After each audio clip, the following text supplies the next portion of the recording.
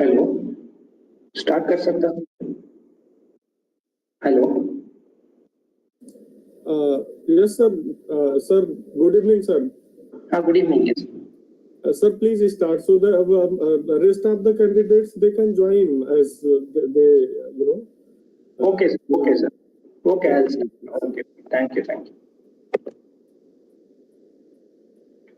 Okay, so good evening to all. So welcome to this refresher course. My name is Lakshmanan. I'm from Computer Science, IIT BHU. Okay, so Good evening, sir. Good evening.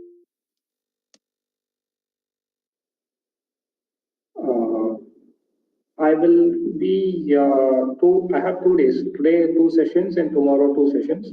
So I'll be covering reinforcement learning. So this is a part of an area of machine learning, which is independent in some ways.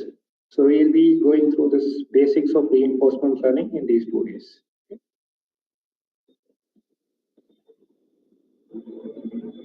So I've already shared the slides. So if you have some doubts, you can always message me or just interrupt me. So I have no issue. So I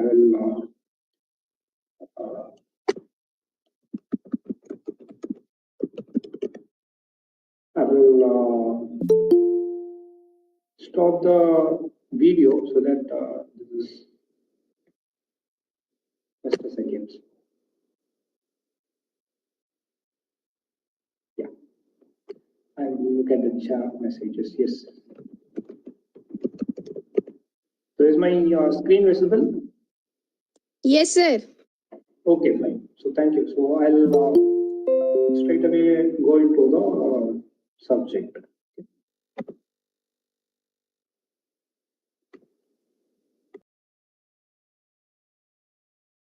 We'll start.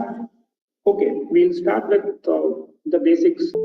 This interaction. So the application of this, there are a lot of applications of this reinforcement learning, particularly in robotics, in autonomous vehicle driving, in control problems, many control problems in networks, computers, many areas of computer science and other engineering branches. Any control problem, it is also useful in mainly in robotics, and some aspects of it like multi-arm bandits, which is called which is an special case of reinforcement learning, the bandit problem. These has applications in online advertising and other web-based applications. So this RL problem, RL algorithm, and the the technique has a lot of applications. So this, I think, started maybe more than 20-25 years back. So there is a book which is the standard book, which was the first book, and probably even now it is the standard reference for reinforcement learning. It is by Richard Sutton and Andrew Bartow. So these two people were the pioneers in this reinforcement learning. So even today, this is the standard reference for this text. It has the most of the material, including the modeling, the algorithm, and the mathematical, and also the practical aspects of this reinforcement learning.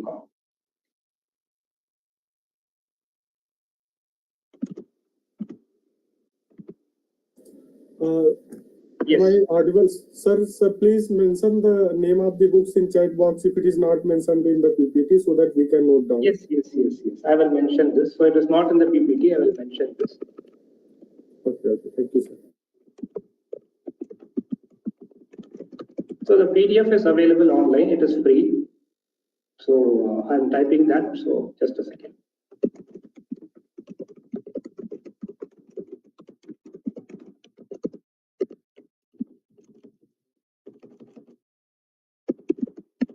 So I've typed it. So this is the book. Okay, and these whatever slides are prepared is mainly from this book. So I think this covers the first 4 or 5 chapters of this book. Okay. You can get this book as a PDF freely available. So let's go further and see what is this reinforcement learning. So the characteristic of this reinforcement learning is there is no supervisor or a teacher. So it happens by interaction. So this is the way humans learn. So the infants, children learn like this. They learn by interacting. For example, if you think of how to drive a car, you make mistakes and you learn. So there is no correct or wrong. So there is no label. You may have seen supervised learning where there is labels. So what is the correct way to do? Here there is no instruction like correct or wrong or labels given. So you take actions and you get what is called as rewards. So the concept of reward is the central idea in reinforcement learning. So you take something, you do some action, you get a reward, and the goal is for the agent is to maximize the long run reward. So you accumulate, keep on getting rewards, you interact and keep on doing actions. Your goal is to maximize the total reward you accumulate. That is total reward you get over the entire period of time, not the immediate reward, but the total reward. So that is the main concept, the main idea of this reinforcement learning. This is what separates it from the rest of the rest of machine learning. So here you have the concept of reward. Okay, the reward can be sometimes negative also, but that is a number. It's a number which is given to a action. So how good an action is. If the action is very good, you give a high reward.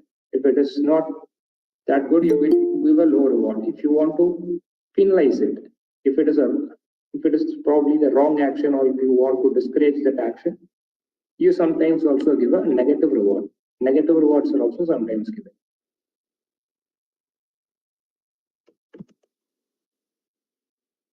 Okay, is the odd volume okay?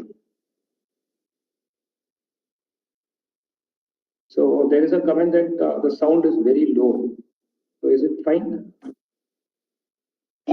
Yes, sir, it is fine. Okay, it is fine, fine. Okay. So the main part in computer science, what we study is the computational approach. So this is in some way we need to give an algorithm so that the computer or your program can learn by interacting with the environment. Finally, you need some computational approach. You need an algorithm also. That is actually our goal. And we study how good the algorithm is, whether the algorithm converges and other things. So our main aim is also computational. It is just not theoretical, it is also practical in the sense you also want to have algorithms to do this job automatically. So the goal, okay, there is a goal in every part of machine learning. Here, the goal is to maximize the total accumulated reward. So you may have some goal like, for example, if you are say learning to drive a car, your goal is to not hit any object, not hit any person or any other object. So you should avoid hitting any particular object. So you devise rewards such a way that the goal is attained. Maximizing the reward actually gets to your goal. So that is the design part. Design part, you devise the reward so that you attain the goal. Maximizing the reward actually gets you to attain the goal. For example, another example could be playing a game like chess or something. So every your goal is to win the game. So you give rewards such that if you win the game, you give high reward. If you lose the game, you give negative or zero reward. So that by maximizing the reward, I will actually win the game. So there is always a goal, and that rewards are devised in such a way that maximizing the reward will help us attain the goal. Yes. Is there some problem, question? This will become more clear. So this may look a bit abstract, but more and more we proceed, it will become more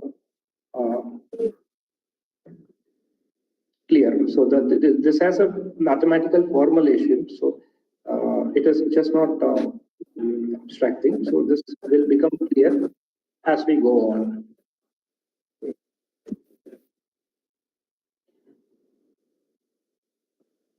So reinforcement learning, yes, if you have something to ask, either type it in the chat box or you can ask the question.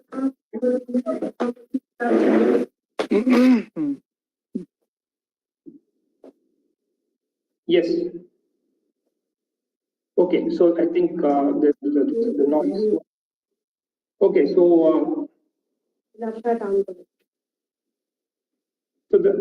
so this is what this point is what just now I mentioned. So it is you have actions. I have talked about actions. So 1 second. So I have a pen. So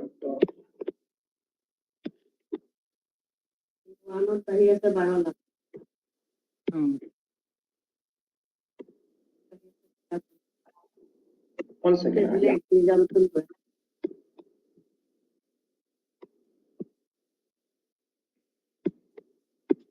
Okay, my pen is not working. Yes. Okay. So actions I've already talked about. You have actions. You have three things, main things in reinforcement. Okay. What is the state? One is called the state. We'll see what is the state.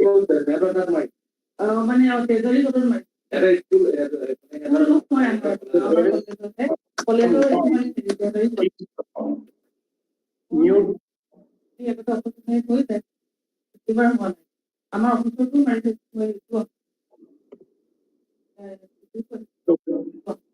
So there is some noise coming. So can you mute that person?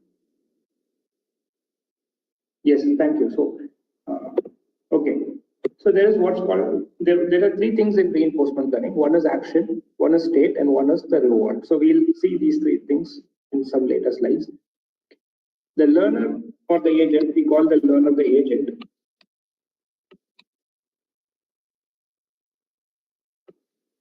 So I have some issue with my pen, so just a second, my pen. Okay, it's okay. So this I had already mentioned. So the learner is not told what is the right action, what is the wrong action. That is not what is done in reinforcement learning. But how good an action is. Is this action very good? Good. So you give a number and say how good the action is. So actions giving higher reward are better actions. So this has to be taken carefully because your goal is not to get high reward at one particular state, but get high reward, accumulated reward. So you may a particular action may give you a high reward, but it may take you into some other state which may be a poor state. From there, you may accumulate lower rewards. So I have to be careful with this. A high reward does not necessarily mean it's a good action because later it may take you into some other state.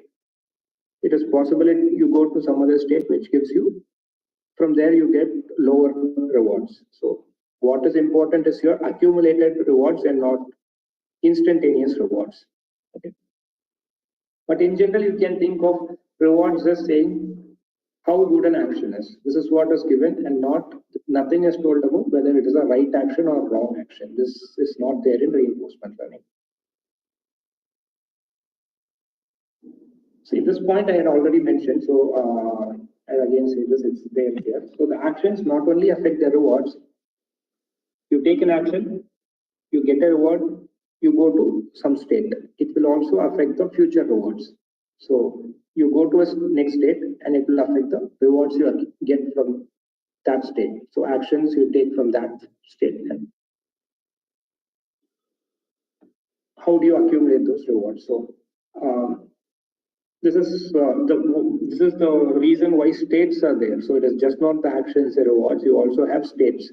So I am in a particular state. I take an action. I get a reward, and I go to another state. From there, again, I take another action, I get a reward and go to next state. So this is how it goes on. Okay. So the reward depends on both the action and also on the state. So we'll see an example for this. So,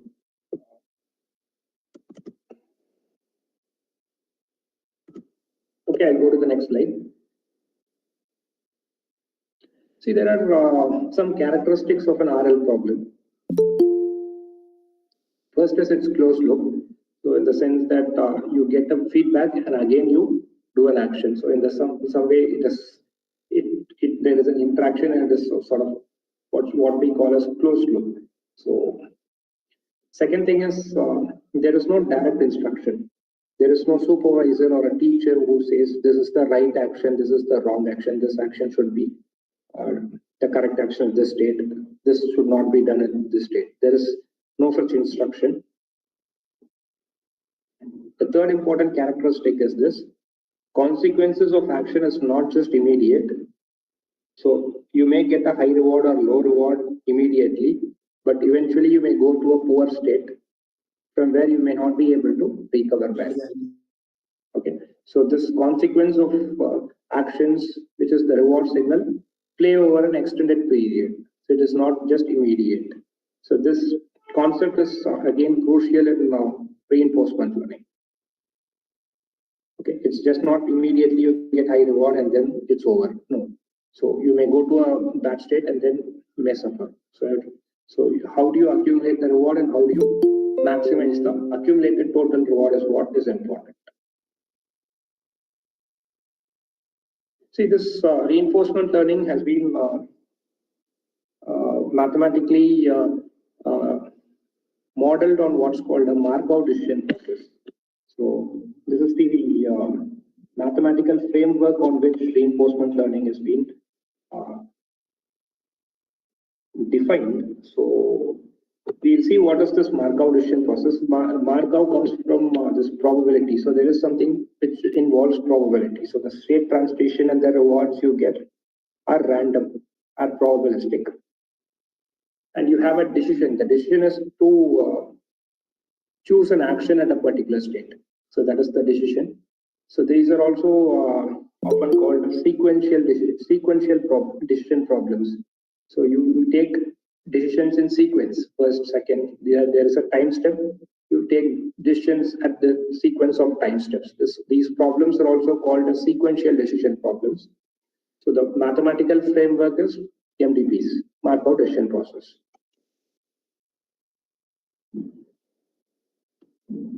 Okay. So the basic framework has a learning agent and an environment. There are two things. One is a learning agent and another is the environment. The agent gets the state and the reward from the environment, and it takes a particular action. So the state, the agent gets the state from the environment and also gets the rewards for the particular action. So it takes the action depending on the particular state, and the reward also depends on the state and the action. We'll see this defined by equations. So there are equations which are based on the MDP. We'll see that. And the goal of the agent also relates to the environment, state of the environment. So you have what's called this value function. So at each state you have a value of how good the state is. Okay. The goal is to go to states which give higher rewards or higher accumulated rewards. Okay. So RL, this I had mentioned, RL is different from supervised learning.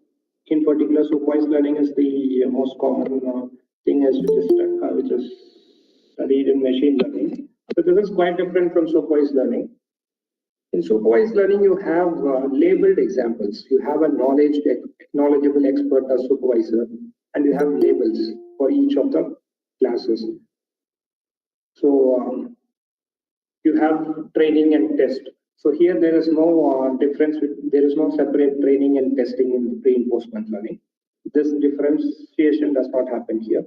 So in these ways, it is quite different from supervised learning.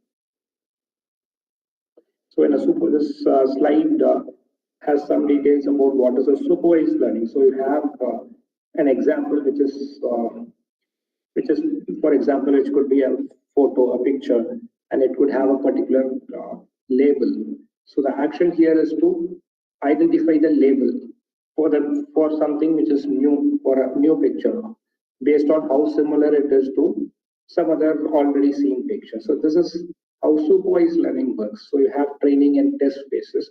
So the objective in this sort of learning, in supervised learning, is to extrapolate or generalize the responses so that if you see some other picture or some other thing which is example which is not already present in the training set, you are able to say to some extent what is the label for that.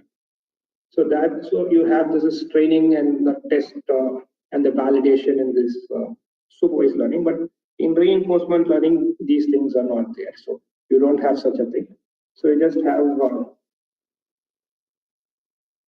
episodes, and it happens by interaction. The learning happens just by interaction. There is no separate testing or training. See, this also has a lot of application, but this sort of learning is not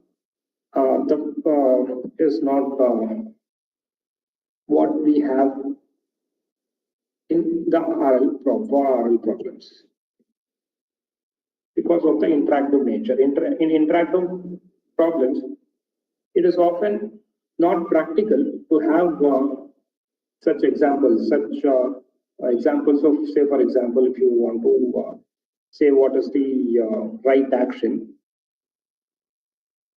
to, and if you have some states, it is not practical to say what is the right action because simply the size of the action space will be quite large. So it will not be possible, impractical to say what is the right action, wrong action by saying, just giving labels. A better, easier way will be to give rewards and let the agent learn the best action from the rewards you give.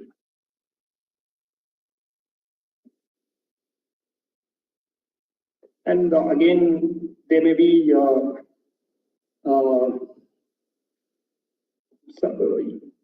uncharted territory where you may not know whether the action is good or not. So you learn from experience. So this is also is there in reinforcement learning. It is again not unsupervised learning. Reinforcement learning is sometimes called as semi-supervised learning. So it is neither unsupervised nor supervised. You have some sort of feedback like rewards, but it's not completely unsupervised. For example, you don't have things like finding structures or clustering. These things are not there in reinforcement learning. You do have some sort of feedback like rewards, but not what is right or what is wrong, but not the labels. So in this way, it is somewhere between supervised and unsupervised. It is not completely unsupervised. It is not, you don't have full this amount of supervision like what you have in supervised learning. You just have some rewards, some sort of in direction. The rewards give a direction. That's all. So the RL problems, the reinforcement learning problems, they do not rely on examples of correct behavior. So you don't have give examples of correct behavior and ask the system to learn from that. Instead, you give a reward and you assume that the agent has to maximize the reward and thereby it will learn the correct behavior itself. So this sort of learning is quite useful in robotics, in control problems. Okay. So there was an algorithm, I think, called AlphaGo or something like that by Google. So there is a game called Go. Similar to chess, there is a game called Go.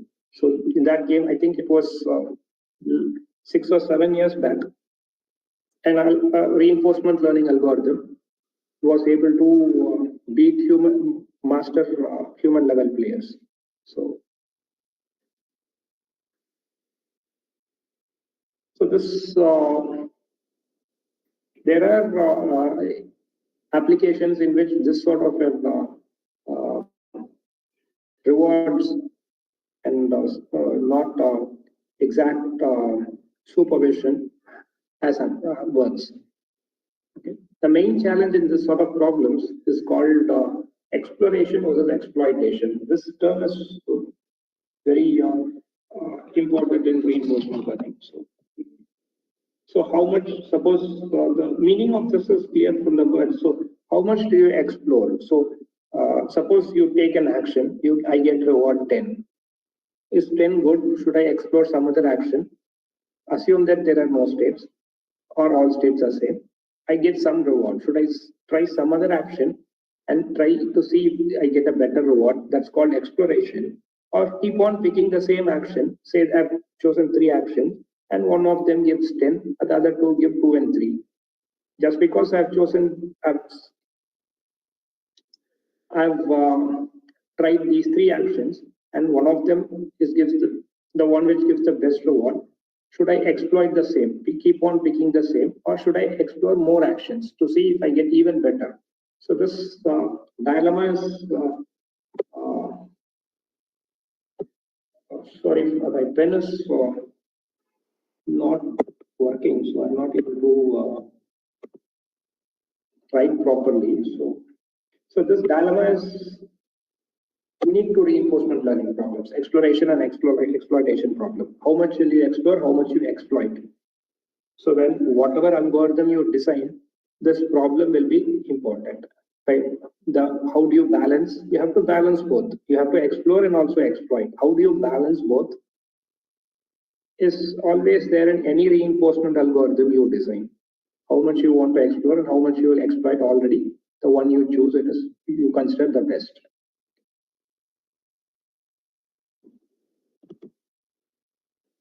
Okay. So this again, the last point says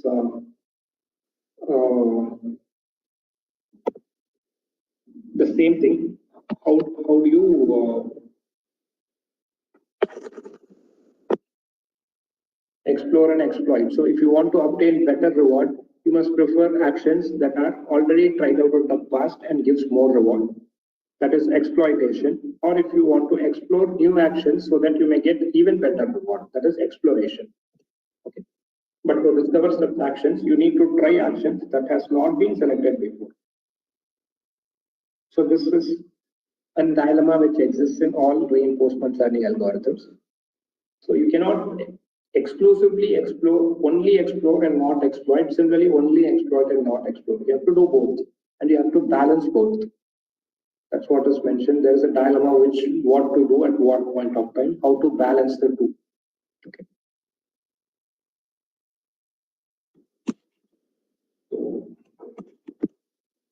Okay. What you can do, a simple approach if you don't have states, is you initially try a lot of actions. That is, initially you explore a lot, and as your experience increases, you exploit more. So this simple idea will work if there are all states are safe or there are no states. There are no states. The problem is called bandits, multi and bandits. So initially you explore a lot. You explore all things, and you try to find which is the best, and then you exploit the best. Okay. So this is a simple idea which can be used, particularly if there are no states. If there are no states, or another way of saying it is there is only one state. Okay. See, this dilemma has been studied a lot in reinforcement learning, but this dilemma does not arise in other machine learning algorithms. It is supervised or unsupervised. This dilemma does not arise. Okay. This is unique to reinforcement learning.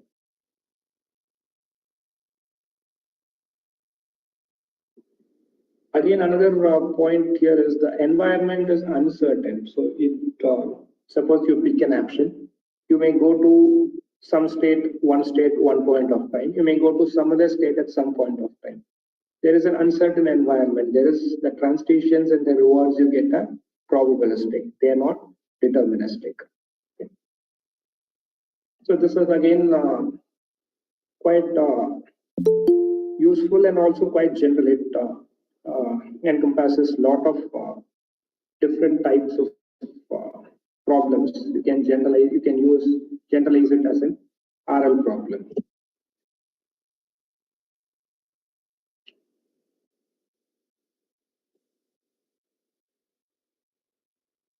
See, this is quite different from other approaches where they consider sub-problems without addressing how they fit into a larger picture. So this sort of sub-problems without addressing how they fit into a larger picture. This may be the case with some other sort of machine learning, but you cannot have you have a goal. That is what you need to get to. So that is what you need to achieve. If you attain that goal by just interacting with the environment, it may not be possible for you to divide the problems into sub goals and achieve the sub goals and then solve and reach the main goal. That may not happen. Like this sort of divide and solve the problem may not work. It need not work in. You don't have to have that structure in reinforcement learning algorithms. This often the problem I told robotics. So robotics, there is what's called as planning, the problem of planning problem, intelligent planning. That is where reinforcement learning is used. So this planning is where this idea of reinforcement learning is very useful, and it has been quite successfully used in many real life applications, including in autonomous vehicle driving and many such control problems. So you have a complete goal-seeking agent which interacts with the environment. So you you also have uncertainty. So the agent has to deal with uncertainty. It is not always the case that you get the same reward or go to the same state if you take a particular action. So there is always an uncertainty with the environment. It has to work with that uncertainty. So this is assumed, this is part of the reinforcement learning problem. So reinforcement learning has a lot of connections with neuroscience, with biological learning systems, psychology, and so on. And also it had, it's closely related to what's called as mathematically stochastic approximation and also control problems. So these were all the different threads which were integrated to develop the idea of reinforcement learning. So let's look at some examples. I've been talking about abstract things. So this is some examples of reinforcement learning problems. And some, if you can find some practical applications which are similar, you can also apply reinforcement learning in those practical applications. These are just illustrative examples. This is not exhaustive. There are many more examples. Consider a chess game. You have a chess, you have a computer automated player and another player. So two people play that game. So here the chess player makes a move. This choice of the move is done by planning, by anticipating the possible replies, counter replies, okay, and the judgments and the desirability of particular positions and moves. Okay.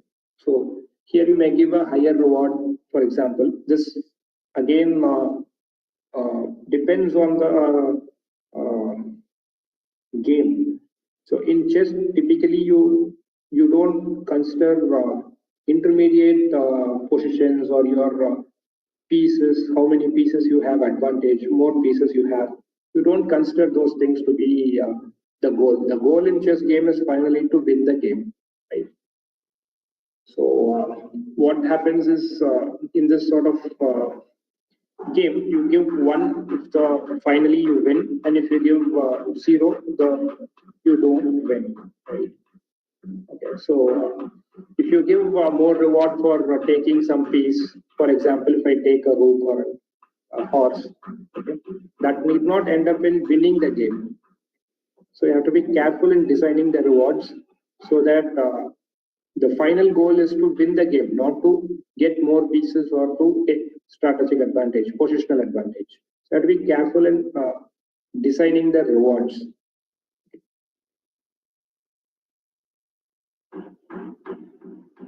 Another example is from control systems. Suppose you have an adaptive controller for a petroleum refinery operation.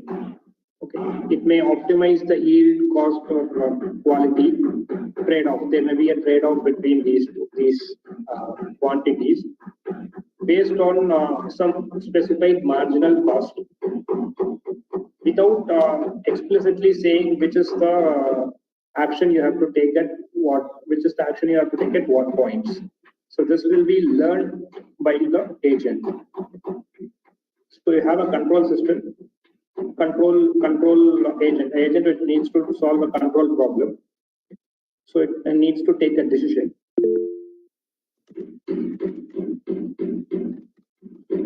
Yes, if you have something to ask, can stop me. Yes, there is a question, so you can ask. Yes. Is there some question? Okay, so let me continue. Okay. So you have a control agent, an agent which does the controls, which does the control, that is, which takes an action to do some. So in this sort of thing, you have a signal, and you have to take some other change some other quantity. So you, for example, in this petroleum refinery, you need to given value of yield, so you may have to pick an yield and a quality so that the marginal cost is optimized or something. So you have a real time, so you get signals and you need to do some control. So this sort of problems is in some ways RL algorithms can be used for that.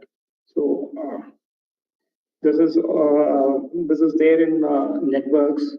This is there in many examples in engineering, other branches of electrical, mechanical engineering, and all. So this sort of control systems, RL algorithms can be used. Okay. Because this problem of controlling, you have an action, you have some interaction, and you get some reward or some feedback, and you take an action based on that. Again, you do get another feedback, and you go to some other state. This sort of thing is there all in control problems also.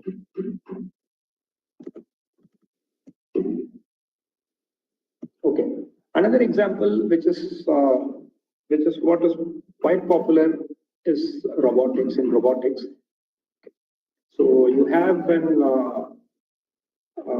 for example, a simple robot which enters a room and it searches for trash in a room, okay, and it collects the trash.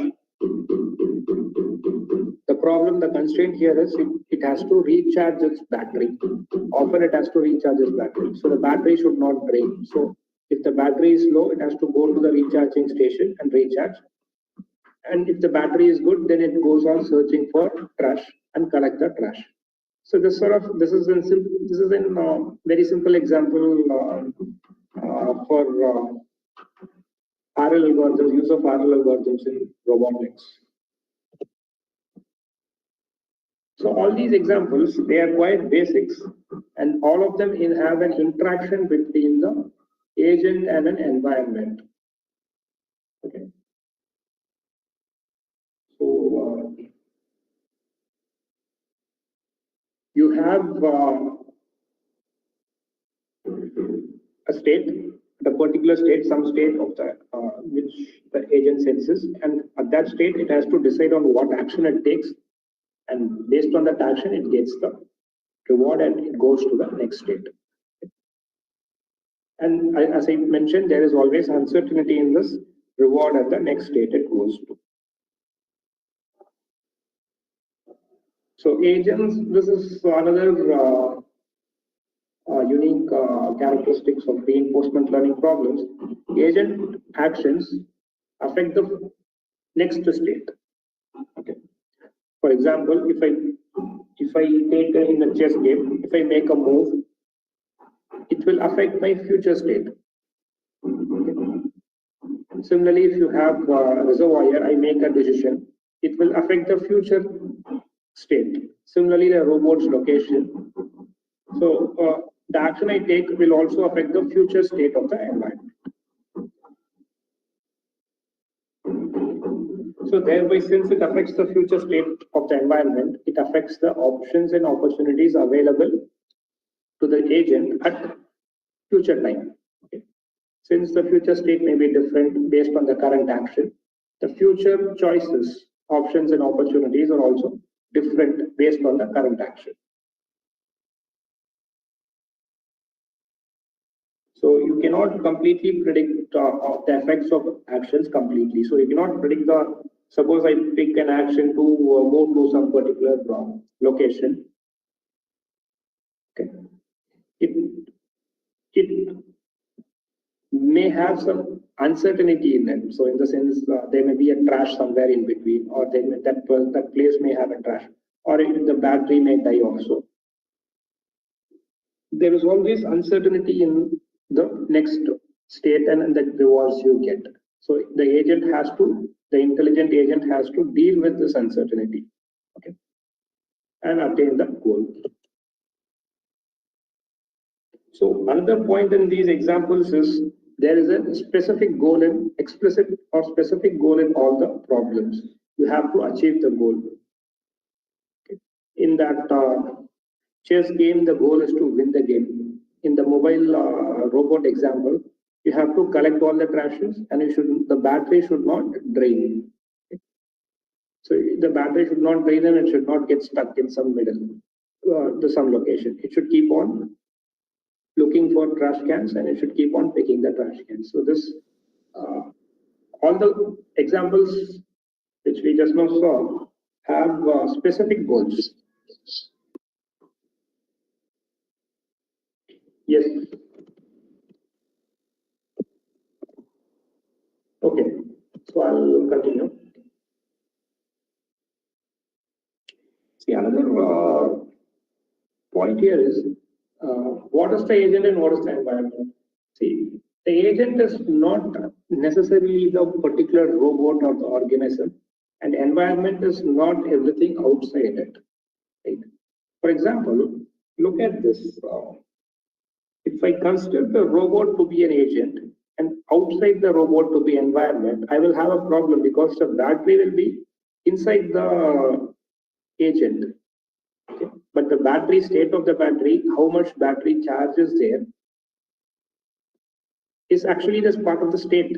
So that is part of the environment. It is not part of the agent. So the physical boundary of the robot does not define the agent. Right? So this is an important point in reinforcement learning, particularly when you have to design algorithms for a real life problem. You should know what is the state and what is not the state. That is the environment. So the physical boundary of the robot need not be the agent. So the battery is considered outside the agent. So that battery will be part of this environment, not part of the agent. So the state of the agent's environment, the environment, so often include information about the state of the machine, the robot, or the organism in which the agent itself resides. So you have to be very careful when you have to differentiate what is the agent and what is the environment. It is not the physical boundary. It's always not the physical boundary.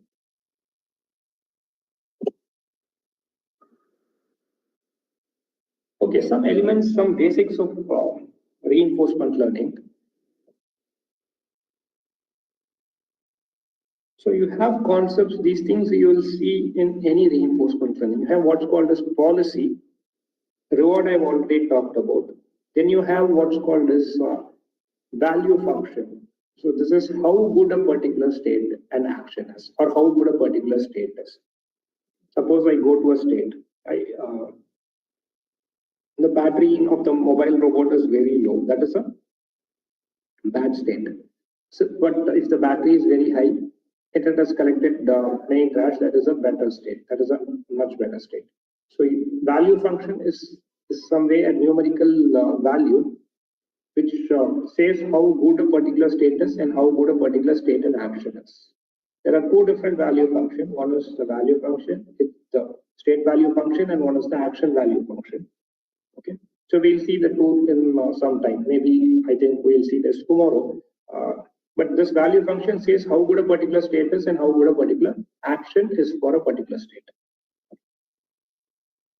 And you also have a model of the environment. Here, the model of the environment has two components. One is the reward for a particular state and a particular action. What will be the reward you get? That is first. Second thing is the next state. Suppose I am at a particular state, I take an action. What is the next state I go to? The next state transition, it's called transition function. So you have two things in the model of the environment. One is the reward and one is called the state transition probability. State transition probability. So what is the policy? Policy is more general than an action. So policy determines the agent's way of behaving at a particular time. Okay. So what action you will choose at a particular state, that is determined by the policy. Suppose the battery is very low, I go to the charging station. That is a policy. At what state, what action I do, that is called a policy. It may be a good policy, it may be a bad policy, but policy is just a mapping from the state space to the action space. Okay. That's what is given here. It's a mapping from the state of the environment to the action which has to be taken in those states. So this policy can be implemented as a simple function or a lookup table, but it can also involve computation such as a search process. Ultimately, your goal is to find the optimal policy. I have to find the policy which is the best. That is what is my goal. So that will be the one which gives me the highest accumulated reward. So it maximizes my accumulated reward. That is the policy which maximizes my accumulated reward. That is the optimal policy. This policy is the central in all RL algorithms, and it is alone sufficient to determine the behavior of the agent. Another point is the policies can be stochastic. Stochastic in a sense, probabilistic. At a particular state, I can say with probability 0.1, I take this action, A1 action. With probability 0.3, I take A2 action, and so on. It can be stochastic also. Policies can be random. This is about policy. We'll see formally how the policy is defined in some time. Okay, but the idea of policy is what is the action you take at a particular state. For all the states, what is the action? This action may be not one particular action, but it may be many actions, and you may have a probabilistic choice on those actions. That is allowed. That is why it is called. It is mentioned policies may be stochastic. So these are called stochastic policies, random policies. It need not be deterministic. The next is the reward signal. I've talked about reward when I started. I in fact started with the reward concept of reward. So the reward in some ways is designed so that the goal is attained. Maximizing the reward, you attain the goal. For example, in a chess game, or in you'll see an example of a mountain car. There is a car which has to climb up a mountain and reach the top of the mountain. It does not have the power to accelerate. So what it has to do is it has to go back and come, and with that momentum it has to accelerate and reach the top. In this example, the goal is to reach the top of the mountain. So you define a reward such that you reach the top of the mountain, you get reward 1. If you don't reach the top of the mountain, if you are in some other state, okay, you give reward 0 or -1. Okay.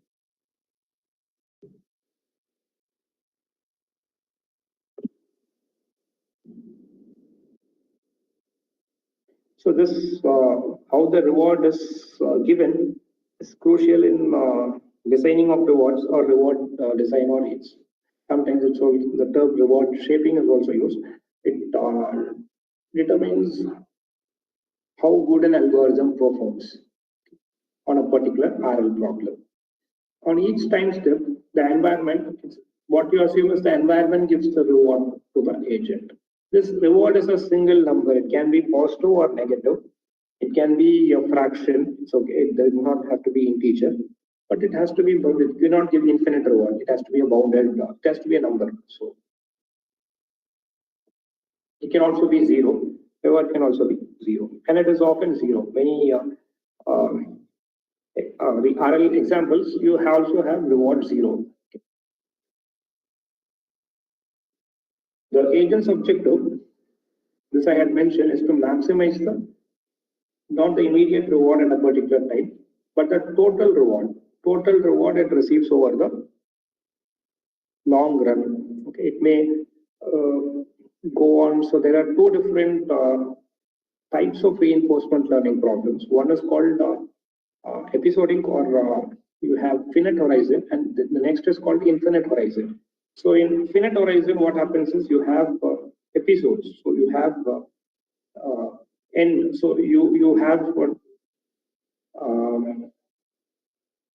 start, and after some time the episode ends, and again you restart with a new start state. So in infinite horizon, what happens is you don't have any end state. You keep on going till infinity. So the total reward, so why it is important is the total reward can be sum over a finite number of time steps, or it can be over the infinite time horizon. So it can assume it keeps on going till infinity, and you have what is called as discounted reward or average reward. It is not just total reward. In that case, you will have discounted or average reward over the entire time horizon till infinity. So whatever be the thing, it is not maximizing the immediate reward, it is maximizing the accumulated reward. It may be the total over a finite time steps, or it may be average or the discounted reward over infinite time steps also. Okay, both are allowed, both are studied and allowed in reinforcement learning.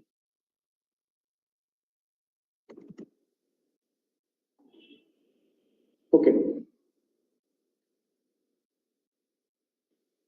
So this reward depends on two factors. One is this I had mentioned already. So one is the current action, not the past. So it does not depend on the past action and past state. It is depending only on the current action and the current state of the agent's environment. Current action the environment takes and the current state of the agent's environment.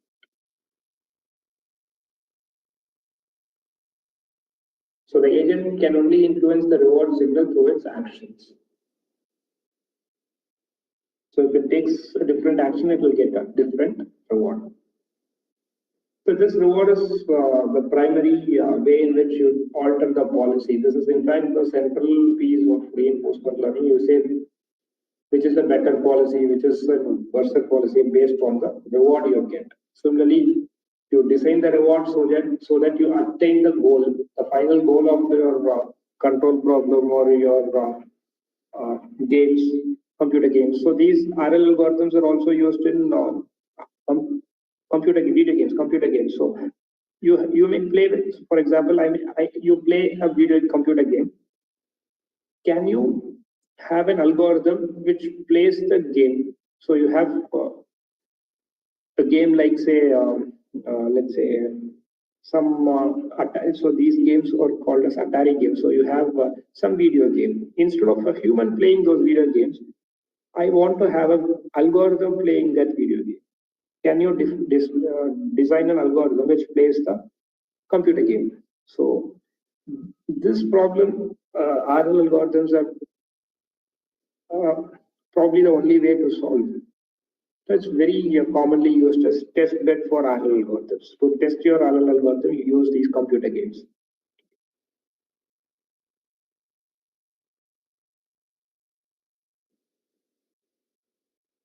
These rewards determine how good the policy is, and the way you design the reward is also depending on the way is also depending. It also determines how I will design a reward so that my goal is attained. For example, in a computer game, if I get a block, then I give reward positive. Okay? So I design a reward such a way that my goal is attained. So it is also a design issue. And based on maximizing, so the reward maximizing should finally end up in attaining the goal. Okay, so this I had already mentioned the rewards can be stochastic, and they are functions of both the state and the actions.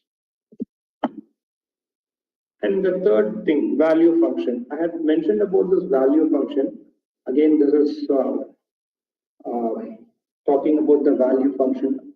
So value function indicates how good a particular state is or how good a particular action is at a state in the long run, not immediate, but in the long run. So suppose I go into a state, suppose I for the trash robot, if the battery is very low, then that is a poor state. In the long run, it may actually drain out, and you may get into problems. There, the goal is the battery should not become empty.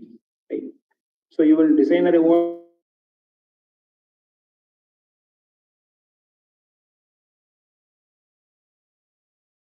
a particular state is, or how good a particular action is at a particular state in the long run. Okay, that long run is important here.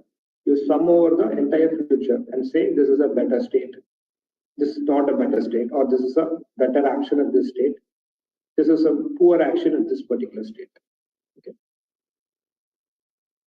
So roughly speaking, a value of the state, in this case they are talking about state value functions. Value of a state is the total reward an agent can expect to accumulate over the future when it starts from that state. If you start from the state, roughly what will be the reward you can expect to accumulate. This will say a particular state is good, some other particular state is not good.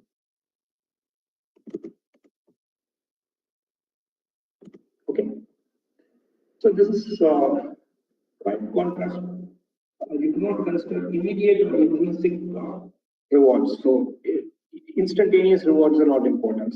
I may get a better reward immediately. That's not what the value function is about. It is about the long run accumulating rewards, long run desirability of a state, and long run desirability of an action at a particular state. You also have what is called as action value function. There are two types of value functions.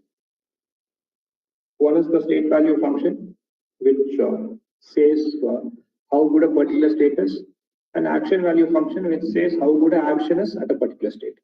Both are in long run, not immediate, in long run. So you mean that is the first point just being mentioned here, the first one. Okay, this one. This is the basic idea of what is a value function. So we seek action, we want to take action that does not give highest reward, but that gives you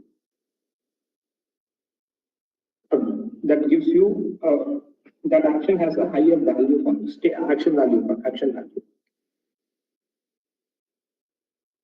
So you will see actions. Look at this. This is an important point. So it gives highest value and not highest reward. I want to take an action which gives me highest value, that is state value function. The state value function of that particular action for that state will be high.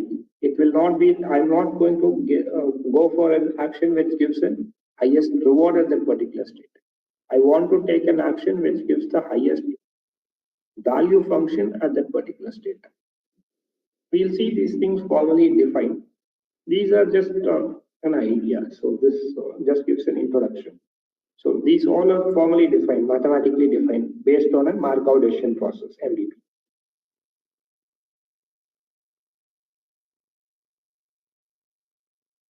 So how do you estimate the value of a state? This is another central problem in reinforcement learning. So you have two problems. One is the control problem, that is how to improve the actions you pick. Second thing is how to estimate a particular state or how to estimate a particular action. This is another thing. There are two different components in this algorithm. One is to improve my environment. So this model is something which mimics the behavior of the environment. This is quite general term which is used in machine learning model. Here it is used in this particular aspect, that you have a particular function for the reward and a function for the state transition probability. So, for example, if you are given a particular state and a particular action, the model predicts the next state, that is the state transition. The model also predicts the reward you get. These are the two components in your model. This in reinforcement learning, this is what model means. So in some other machine learning, you may use it in some other meaning, but here it means particularly what is the next state you get, the state transition, and what is the reward you get for a particular state and action. This is what the combination of these two. This model has these two. Okay. How do you predict these two is determined by your model.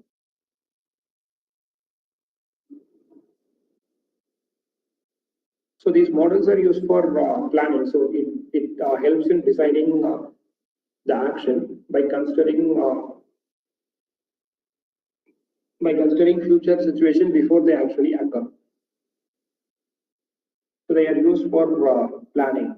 So if you know the model, if I know that model that is in some future state, I know that this action will give me this reward and it will go to another future state, which is even poor.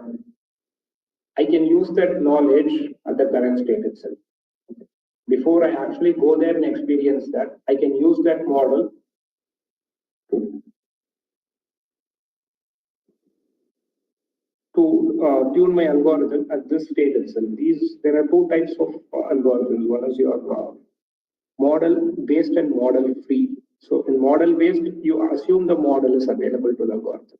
In model-free, you do not. You have to actually experience it and then learn. You don't have a given model to the algorithm.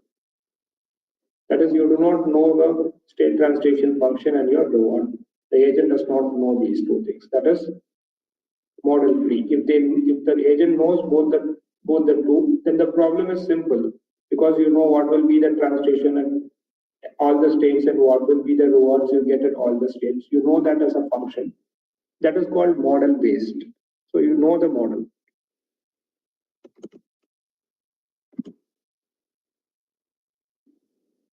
That's what is given here. Models are used. There are two types. One is called model based, and if you have a trial and error method, that is, you have only know at that particular time what is the next state and next action, and the next state and the reward you get only at that particular time, at that future time. You do not have a model. That is, you learn by trial and error. These are called model-free algorithms.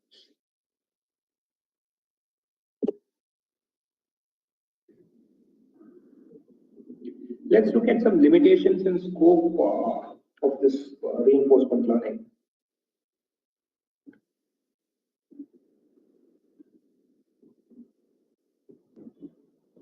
See, one thing is we estimate the value function. Value function, if you recall, it is how good a particular state is.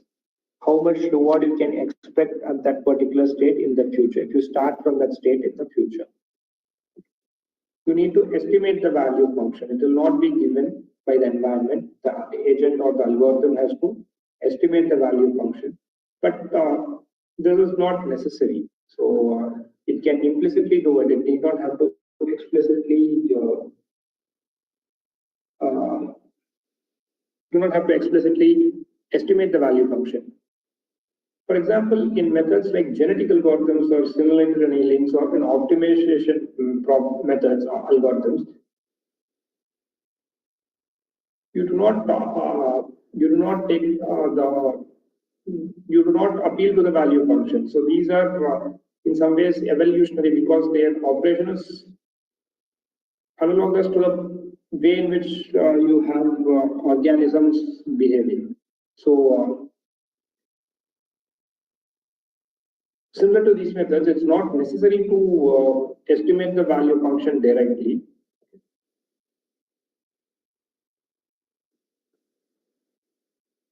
So these RL methods, you have an interaction with the environment, which the evolutionary method, the genetic algorithm or the simulated annealing or the optimization problem, there is no interaction with the environment. And in RL methods, you have that. So this evolutionary methods, they ignore the useful structure of the problem. Okay? So this is not the case with RL methods. So you have a training information that evaluates the action rather than instructing what is the correct action and what is not the correct action. So this we had already seen. So this part of feedback is called as evaluative feedback, not instructive feedback. In supervised learning, what is the label? Correct label is called instructive feedback. Giving a reward is called evaluative feedback. So in RL algorithms, we have what's called as what is termed as evaluative feedback. So first we will look at an algorithm, not an algorithm, a problem called multi-arm bandits. This is the simplest possible setting, which has many of the ideas, many of the concepts which are used in a general reinforcement learning. This is called multi-arm bandits.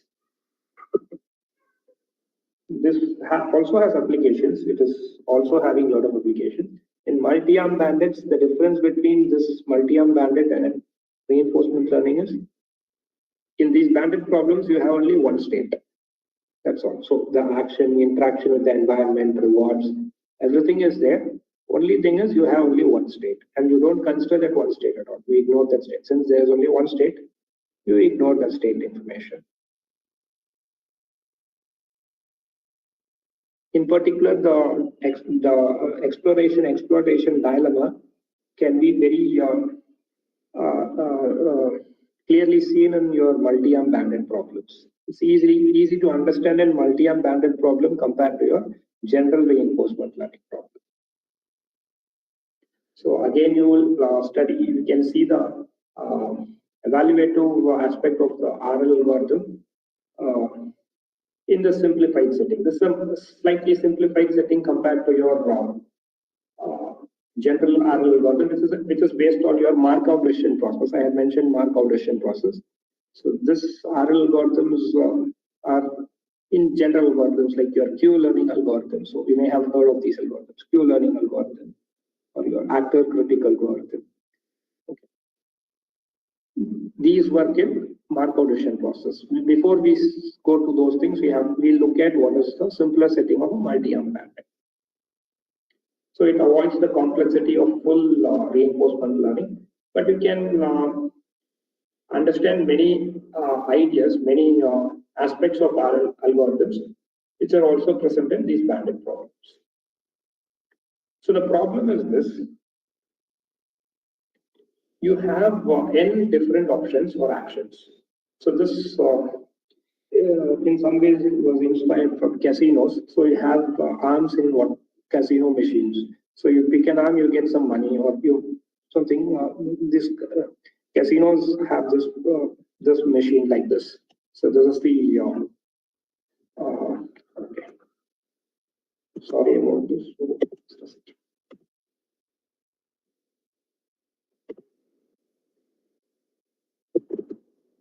So this is the machine I was talking about. You have these sort of casino machines are examples of this multi-arm bandit problems, but you have other applications of this. For example, in web advertising, these things, and many other applications in web networks. You have applications of multi-arm bandits. You have the basic problem is you have different actions. You choose an action, you get some reward. You have to choose the action which gives you the highest reward. So the reward is stochastic. You do not get the same reward or money by picking the action or the arm again and again. Suppose I pick arm 1 first time, I may get 10 reward. The second time I pick it may get 8 reward. Similarly, arm 2 may give different rewards at different time. Okay, so all these have a probability distribution. So arm 1 may have some probability distribution, arm 2 may have something else, arm K may have something else. You need to find the action which gives you highest mean reward. Okay, you do not know these probability distributions. This is the basic multi-arm bandit problem. We'll formally define this problem. Okay, so this choice is your arm you pick. First arm, second arm, the kth arm. You have finite number of arms. The k arms are there, or k actions are there. I pick an action, I get a reward. This reward is stochastic. It depends on a probability distribution which is unknown to the agent. Okay, the agent does not know the probability distribution for each of the arms. If it is known, then it is just find the mean and find where is the maximum. Then there is no problem. The problem is you do not know the probability distribution behind which determines the reward for each of the arms or the action. I use arms or actions or options, choices, all mean the same thing.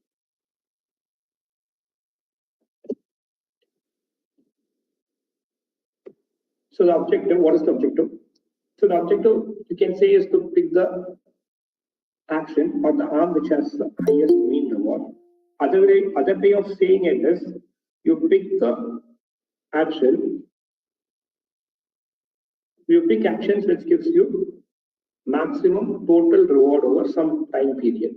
If I pick the action which has the highest mean reward, that will be the one, and if I keep on choosing that, that will maximize the total expected reward over the time period. So your objective is formalized like this. It is to maximize the expected reward over some time period. It may be infinite or it may be a finite time period. If it is infinite, you discount it. Otherwise, the term will, you cannot have an infinite sum. The infinite sum, a divergent infinite sum. If you sum infinite numbers, you should make sure it converges. So you add what is called a discount factor, which is less than 1. If the time period is infinite, you add a discount factor which is less than 1 so that it converges and there is a finite number.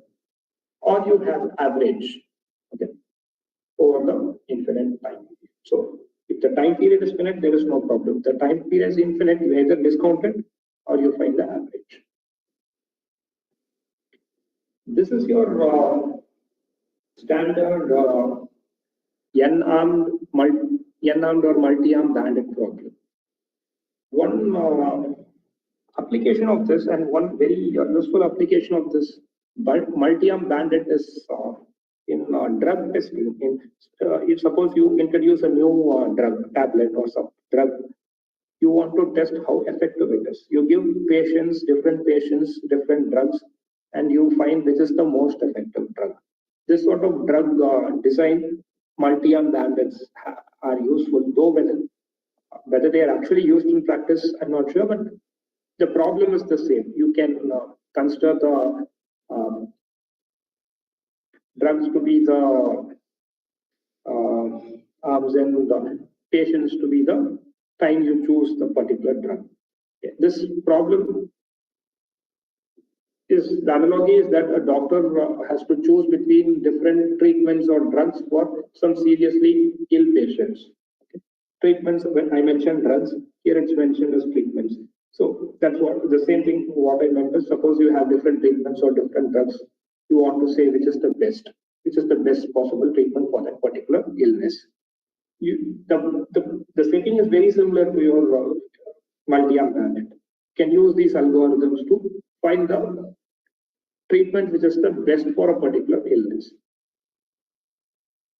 Each action selection is a treatment selection, and each reward is survival or the well-being of the patient. Okay. Suppose I choose treatment or drug number 3, there may be a chance for survival or well-being at a reward number. Similarly, for some other treatment, there may be some other reward. Okay. We do not know how good a particular treatment is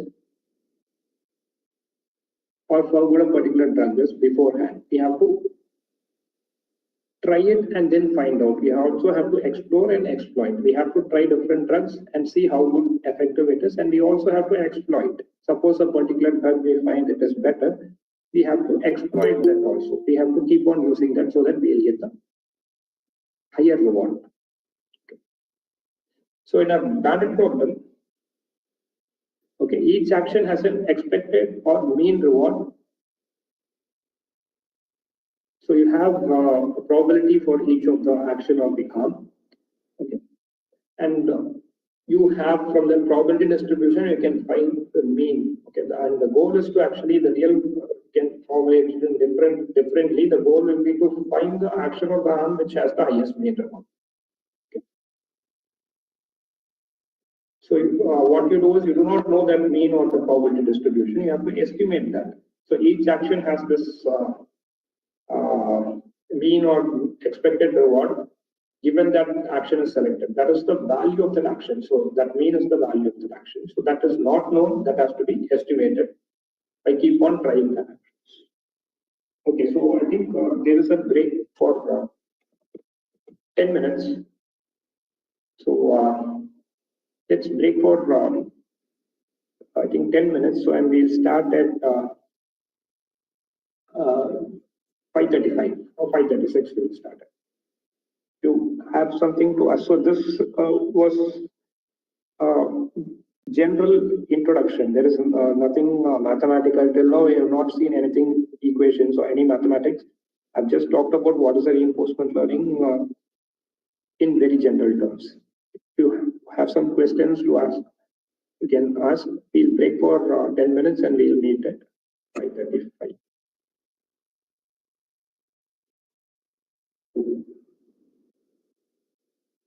Okay.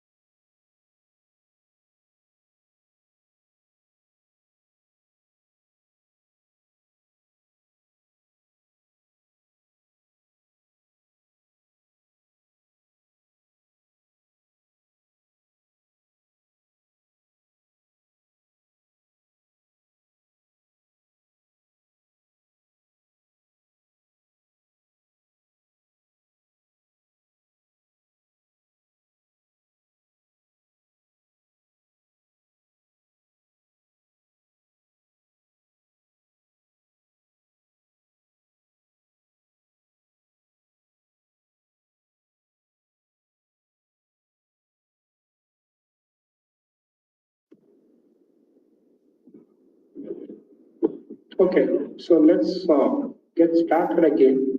Okay.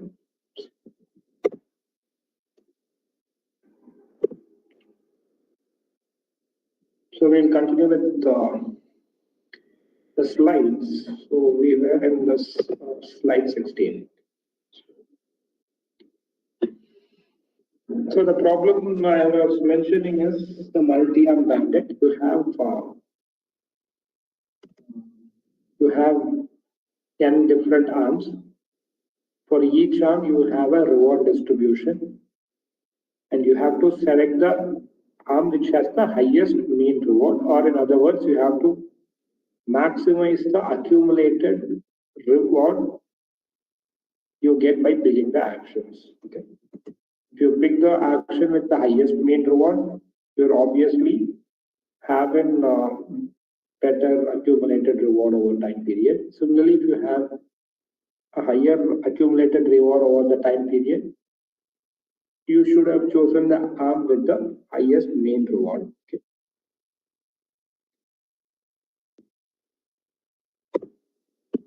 So look at this. So if all the values are known, that is, if you know the mean rewards of all the actions or arms, then it is trivial to solve the problem. Just look at all the rewards and find the one which has the highest reward and keep on choosing the particular action or arm. Okay. So if this mean reward is known, it is trivial. Or if it is deterministic, if all the rewards are deterministic, we just have to find the one which is the highest. That is even more trivial. Okay. What is happening in our cases? First thing, it is all stochastic. The rewards are all not known with any certainty. You will have uncertainty there. Second thing is, you do not know the mean reward. You have to estimate the mean reward for all the actions. So you have estimates for all the actions, the values of your mean reward. So, and you choose the action which gives you highest estimated value. That estimated may not be the actual. Right. I may estimate arm 2 is having better reward, but in reality, arm 1 may have higher mean reward.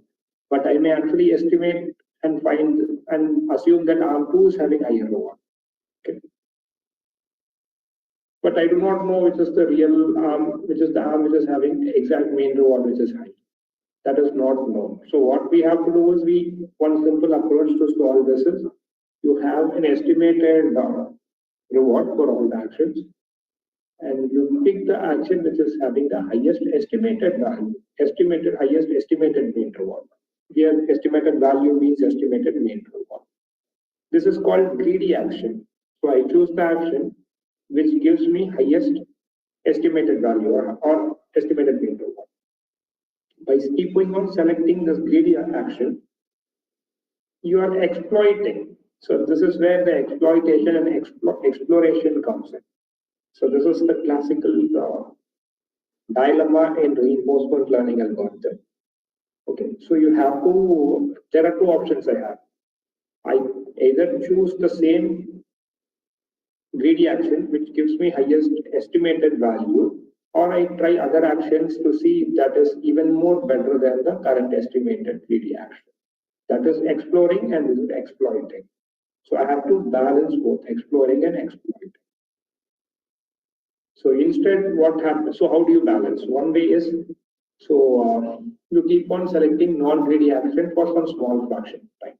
For 90% of the time, I choose the greedy action. For 10% of the time, I explore and choose other actions to see if that is some way better than the current greedy action. Okay. So since we do not know the exact the mean rewards of all the arms, we also have to explore. Whether it is better to explore more or exploit more, how much to explore or exploit is complicated,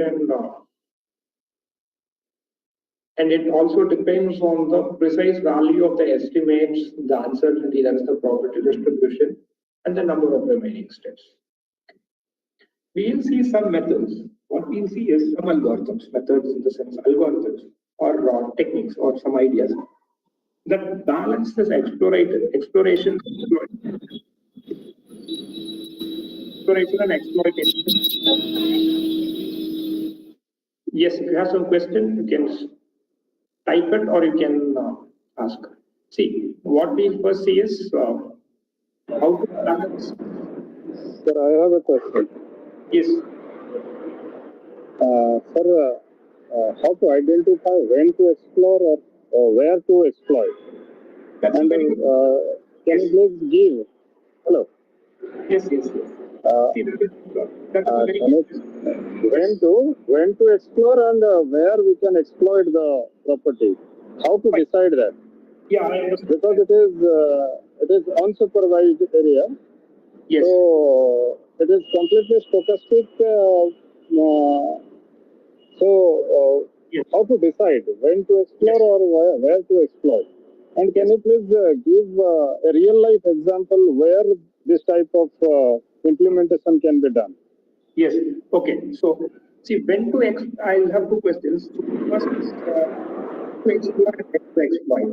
So this is what we will see in the algorithms. We will see, I think, two or three algorithms, okay, which have different strategies. One is called epsilon greedy. One is called the UCB algorithm, and you also have, I don't know whether I have that. You also have policy gradient, Thompson sampling. There are different ideas in which you balance exploration and exploitation. See, these are different ideas.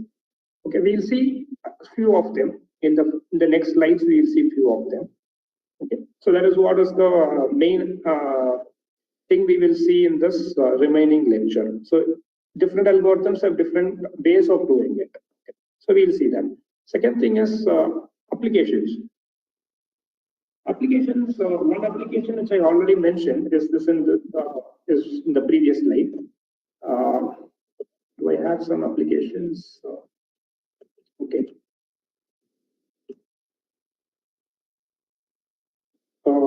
Let's see. Yes, this one. So you have the treatment and drug. So that is an application. So suppose you have patients. Okay. So it's a real application. You have say 10 drugs or let's say 3 drugs. There is a disease and you have 3 drugs.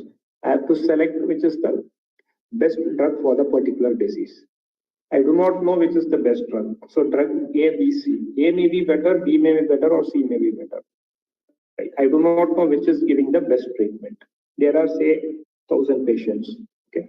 What I do is I give the drug to a patient and I see how good it works, how well it works. Suppose the patient is cured or not cured, how effective it is. For A, B, C. Okay. I select A. See, these A, B, C are the actions here or the arms here, and the patients, each patient is picking the action. So a patient A will pick action, that is drug A. A patient one will pick drug A, patient 2 will pick drug say C, and so on. So each will have a probability of getting cured. Okay, that is the reward you get, and our goal is to find the drug which cures the patient, which cures this illness the best. So that in some way is your bandit problem. This drug design is one application of this multi-arm bandit. That is in medicine. In computer science also you have many applications of this multi-arm bandit. One is your, you may have seen Google ads, right? So the ad optimization, multi-arm bandits are used. So what is used there is called contextual bandits. So we have a context. In case of that drug-related example, Okay. the disease may occur. The disease may occur due to different reasons. So Yes. how to predict that only for that reason whether the drug is working fine or not? So here it is assumed that the disease is the same disease. For example, cancer, or for example, some diabetes, or some disease which is same for all the patients. The disease is same. Okay. So see what you can do is if you have different patient history, age, or you can say the age of the patient or his past history. These things also affect the treatment. So sometimes the patient's history or some other factor may also affect the treatment. In that case, what you do is you include what is called context. It's called contextual bandits. Okay.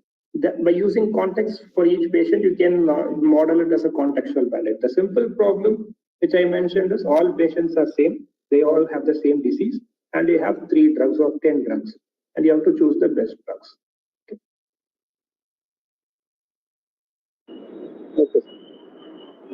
This is one application. Another application which is more common is, this is not very much used in real drug this thing, but what is more used in real world is your ad optimization. You may see Google ads and all. So those things use what's called as contextual bandits. So there is and bandit which also has what's called a context information. So the contextual bandits is very commonly used in ad optimization. I'll not go into the what is the contextual bandits, but it has applications in online advertising. Let's see the exploration exploitation now. Okay, so that is this part. Okay. How to do that? That was a question also which was asked. How to do the when to explore and when to exploit. Let's look at some approaches to do this. First, some notations. Okay. Let us denote the true value, the actual value of the action. That is the mean as QA and the estimated value as capital QTA. So I may keep on choosing a particular case, the action or the arm. Okay. And QT is on the teeth time step. So you have time step in discrete time steps 1, 2, 3, 4. Okay, in the teeth time step, what is the estimated value? Okay. So I may have picked the action, say t prime times. Okay, I find the average of the t prime times I have chosen the action. That will give me an estimate of the action A at time step t. Okay, this is different from the actual value of the action. That is the mean. What that means is the mean. That is different. This is different. But if you keep on picking the action, and if this t goes to infinity, then this will go converge to QA. That is different. But this value is different. This value is different. This is our estimate, and that is the actual value. See the true value. This is this Q. This Q. Okay. This Q is the mean reward. That's what I just now mentioned. Is the mean. So you have a probability distribution. So you have a mean there, and that mean is this QA. We do not know that value. If we know that problem, there is no problem. It's simple to solve. We just find the one which is maximum. But we do not know this. That's the problem. And we need to find the one which has the highest QA. So how do you estimate the value? You find the average. Suppose I have picked the action 20 times. Okay. I have chosen arm 1 4 times, arm 2 10 times, and so on. For the 4 times I have chosen arm 1, what is the average? For the 10 times I have chosen arm 2, what is the average? Okay. That is what you do. You take the average for all the time steps in which that particular action is chosen. Okay. See, look at this. Formally, I write like this. I use the term NTA. A is the action, T is the time step, T time step. It is the number of times the action A has been chosen prior to T. Okay. Suppose I have 20 time step, I have chosen arm 1 4 times, then NT of A is 4. Okay. I have chosen arm 2 10 times out of the 20 time steps, NT of 2, that is the second action, is 10, and so on. Then I have this notation R1, R2, RNT of A. These are the rewards I have got in those times. So I have chosen arm 2 10 times. What is the reward I get at the first time, second time, so on till the 10th time. Okay. The total times of is 20, but out of that I've chosen R2 10 times. I find the average over those 10 times. That is the QT of A. Here T is 20, NT is 10. Okay, NT of 2 is 10. There is difference between T and NT. Okay. T is the total time step. NT is the number of times this particular arm is chosen. That is not T. That is different. Okay. Okay. So this is some convention. So if NT is 0, if you do not choose the arm at all, so I have not chosen arm 4 at all. Okay, then you give some default value. I say if I have not chosen the arm at all, I say for those arms it is 0 or say 10 or some value. Okay. So I initialize it to some default value. Okay, and if the number of times an action goes to infinity, that is if NT of A goes to infinity, then there is something called law of large numbers. In probability, you may have heard this term, law of large numbers. So what it essentially says is if you take the average of a distribution, it will converge to the mean. If you keep on sampling from the distribution and take the average, you will converge to the mean. So the convergence has to be defined. This is not deterministic, it is probabilistic. So you have different types of convergence. So you have different laws of large numbers. You have what is called a strong law of large number and weak law of large number. So we are not bothered about that. What we are bothered about is this QT, the average, the estimate, converges in some way to the actual QA, the mean. Okay. If this is going to infinity, if the number of times the arm is going to infinity, then the estimate goes to the mean, exact mean. Okay. This is called sample average method. You are finding samples and you are finding the average. So it's called sample average method of estimating the values. And this is not the only way to estimate the value. This is called sample average. Now, how to do the exploration exploitation? That is the question. So I cannot pick all the arms. So I cannot have a round robin fashion, first arm, second arm, third arm, so on. If I do that, then I will not solve the problem. I may converge to the actual, that is okay, but I will not solve the problem because I have to find the arm which will which gives the maximum reward. So you have to explore and exploit both. So how will you do that?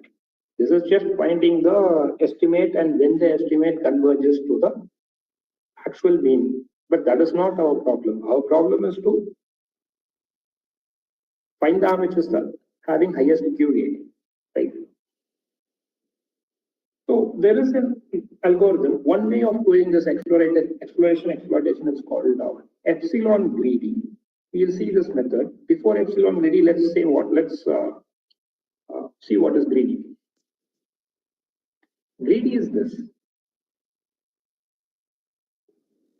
You find the action which gives the highest estimated action value. Okay, I estimate the action and I take the action which gives the highest estimated action value. I do not know QAs, but I know QTA. So I find the action which gives the highest estimated action value. This is called greedy action selection. Okay, this way of selecting is called greedy action selection. You select the action which gives the highest estimated action value. Okay. You can break ties if the two actions have the same action value, then you break ties arbitrarily, it does not matter. This is way to exploit.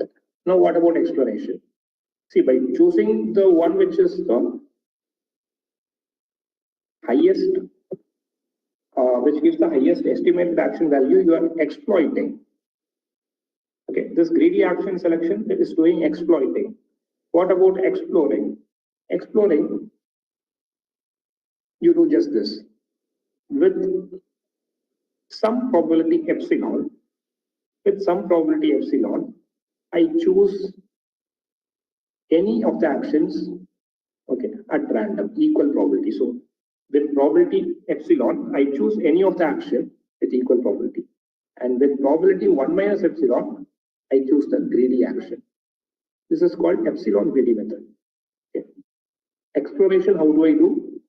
With small probability epsilon, I select randomly from all actions, equal probability, independent of their value estimates. Okay. This is with probability epsilon, and with probability 1 minus epsilon, I do the greedy. Okay. This sort of doing exploring and exploiting separately. I separate exploration and exploitation. Okay.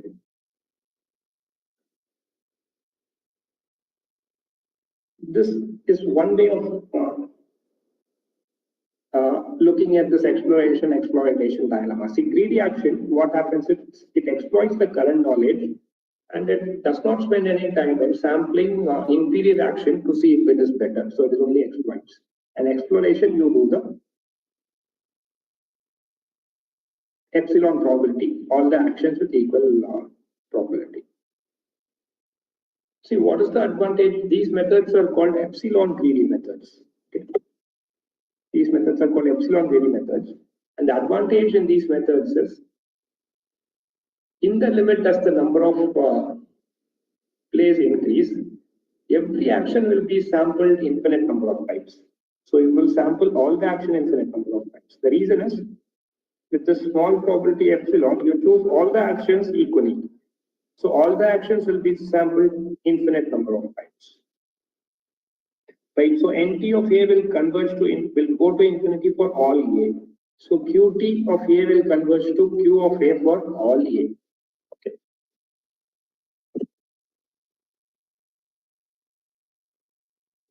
This, but what also happens? Is this a good way of doing? This is not really a good way of balancing, exploring, and exploiting. What I do in epsilon greedy is just this. With probability epsilon, I explore. With probability 1 minus epsilon, I exploit. Okay. I keep on doing this. Epsilon I explore, 1 minus epsilon I exploit. Okay. What this implies is probability of selection of optimal action converges to 1 minus epsilon. Okay. That is near certainty. So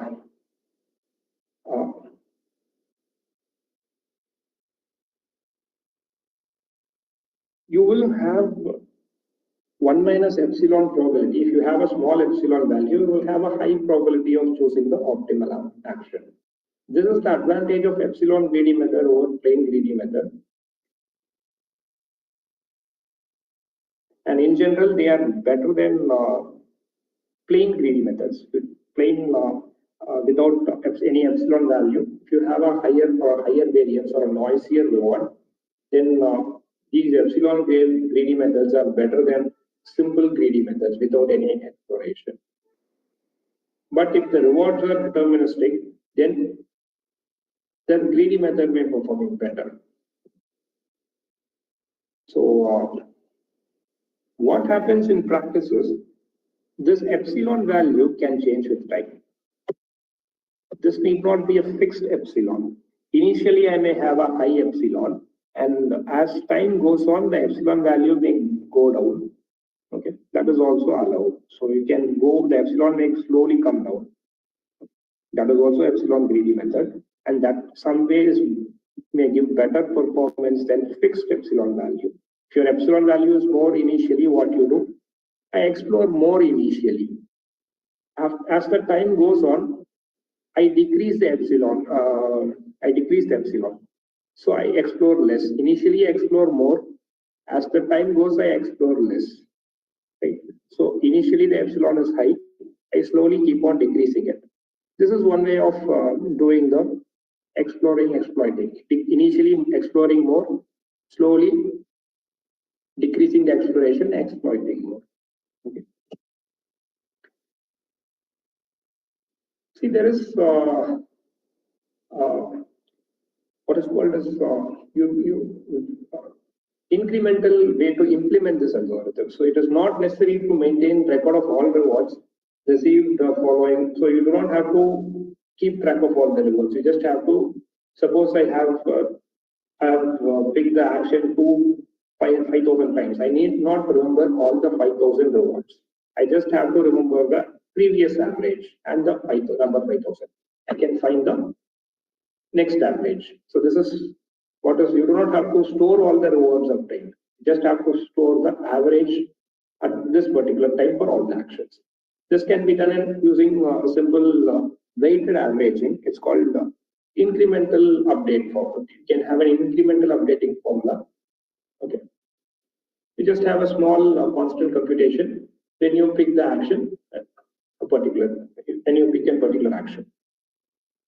So how to do this? See, the mathematics is not complicated. It's simple. So I have the previous average and I have the current reward. Okay, I take a weighted average. So for an action, some action, let this QK denotes its kth reward. Okay. Sorry, estimate, not the kth reward, estimate for its kth reward. That is, it's the average of k minus 1 rewards. By QK, I mean it is the average of the previous k minus 1 rewards. Given this QK and the current kth reward RK, QK plus 1 can be calculated. So this is, I'll go to the PDF. So this is an Excel file which is not quite visible. I'll share the PDF file. So this is clear in the PDF file. Just a second. I'll share the PDF.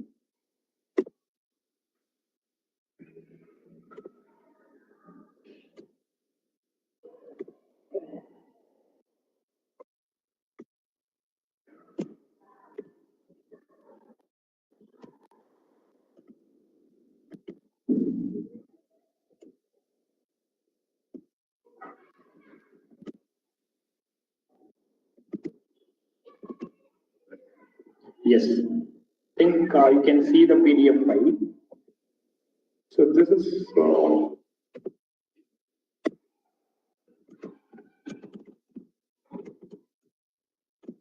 okay. So this is the this is nothing complicated. So this is just a weighted average. So I cannot share. I'm not able to share this very quickly. So I'll go to the PDF and I'll scroll it down. Okay. So this is QK plus 1. It is the sum of the K rewards. Okay. I can write it as QK plus 1 by K into RK minus QK. Just you can check the mathematics, the simple algebraic computation involved. What is important here is I don't have to remember all the rewards. So suppose I remember QK and RK, I can find QK plus 1. I don't have to know all the, I don't have to store all the values of R1 to RK. I just have to know what is QK and RK. I can find QK plus 1. Okay. This is the idea of this equation. So the actual computation is not important. So you don't have to store all the rewards. You just have to store the average. And from the current reward and the average, you can find the next reward. It's just a weighted averaging. That's all. So I'll not go into this. So I'll go back to the PDF, PPT, and I'll share that.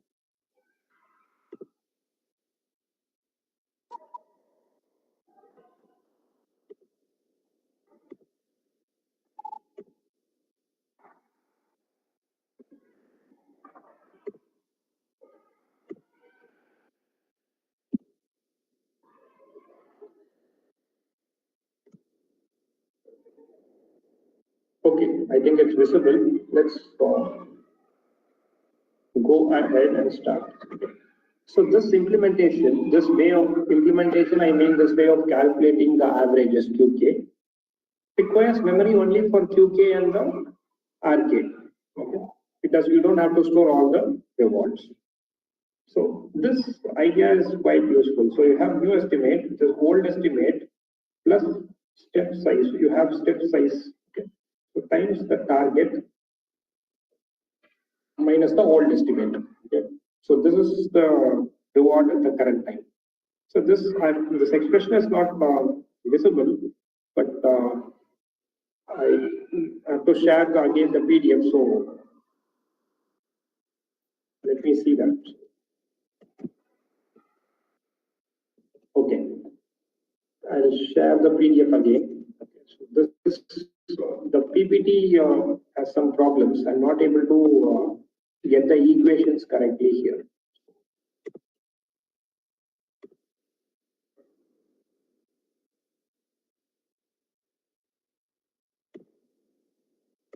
Look at this. So this is the PDF file. So the line of the fourth line, the second point. Okay.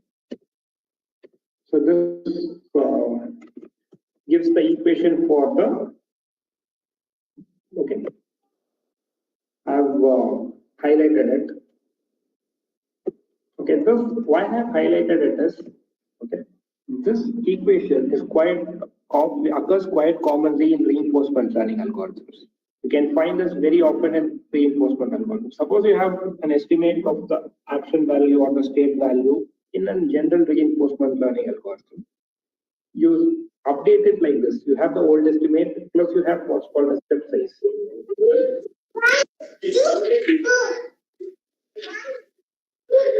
Yes, you have some question? Okay, the step size is a value which decreases, which goes to 0. Okay, it can be 1 by k or 1 by root k, 1 by k squared, something like that. Okay, and times target. Target is the what you get.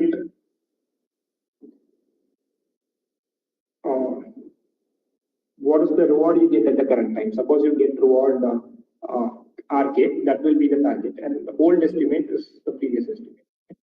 This estimate, target minus old estimate, is an error in the estimate. Okay, so this is the error in the estimate, and this is reduced by taking a step towards the target.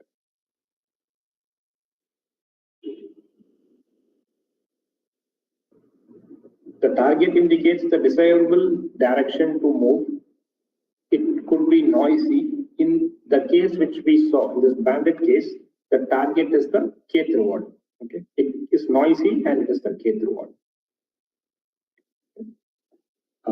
In reinforcement learning algorithms, you have target to be the value functions. Targets to be the you have value for the reward. If it is discounted reward, it will be the previous plus the discounted reward.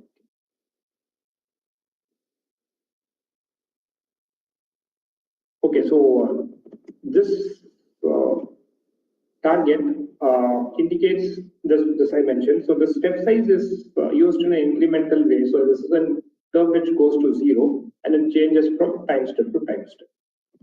So what the basic idea takeaway from this is this: you don't have to store all the rewards.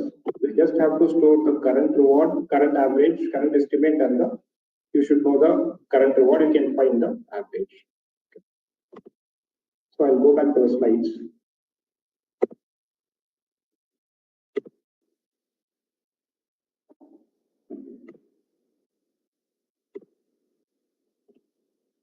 Okay. Some points to note in this. When you are dealing with non-stationary rewards, suppose the reward distribution changes. So each arm has a reward distribution. Okay. We have assumed the reward distribution to be fixed. The reward may change, but the reward distribution is fixed. Suppose that distribution also changes, it's called non-stationary reward. Okay.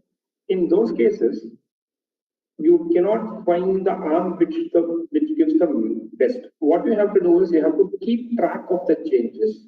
Okay. So what you do is you use constant step size parameters. So constant step size. So small, let's say 0.001. You will have a constant step size. But in stationary environment, you will have a decreasing step size. That will converge to the mean. But in non-stationary, the mean also changes. So you just have to keep track of it. For that, you have to use a constant step size. Okay. there are other points like which says that the method we saw is biased by the initial estimate. So initial estimate is what value we initialize it. Suppose I initialize it to 0, it may give some slightly different answer. If I initialize to 10, it may give something else. So this is biased by the initial estimate. But for sample average method, this bias disappears once all the actions have been chosen at least once. So if all the actions, if you initialize to high value, say 10, if I initialize all the rewards Q1 of A or Qt of A for all the actions to high value, say 10 or 20, then there may be a bias. But if you choose all the action at least once, then this bias decreases. But for constant step size in non-stationary, the bias is permanent, though it decreases over time. So this is not very important. So this is a minor point. So this bias and how this bias can help actually in finding exploiting better. So it can also be used to solve or used in our favor. So it can help to supply some prior knowledge about the level of reward that can be expected. See, initial action values can be used to encourage. So for example, if I set the value 0 and set the value 5 initial value, there is a difference. Right? If I know the rewards are not very high, but I set it to 5, okay, then new actions will be chosen. It will initially actually aid in exploration. Okay. So this bias can aid in exploration in the initial step. So this is called optimistic initial values. Okay. This may give worse performance initially because you optimize, you may actually, the value may initialize very high. Okay. But it does more exploration. But this could be quite useful eventually.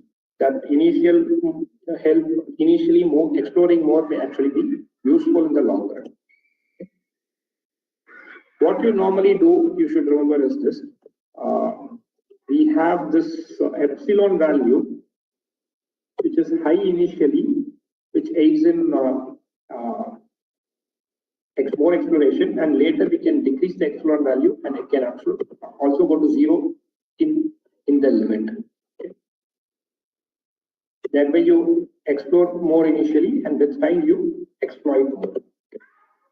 This is just one way. I'm not saying this is the only way. This is called epsilon greedy. There is another way of doing this.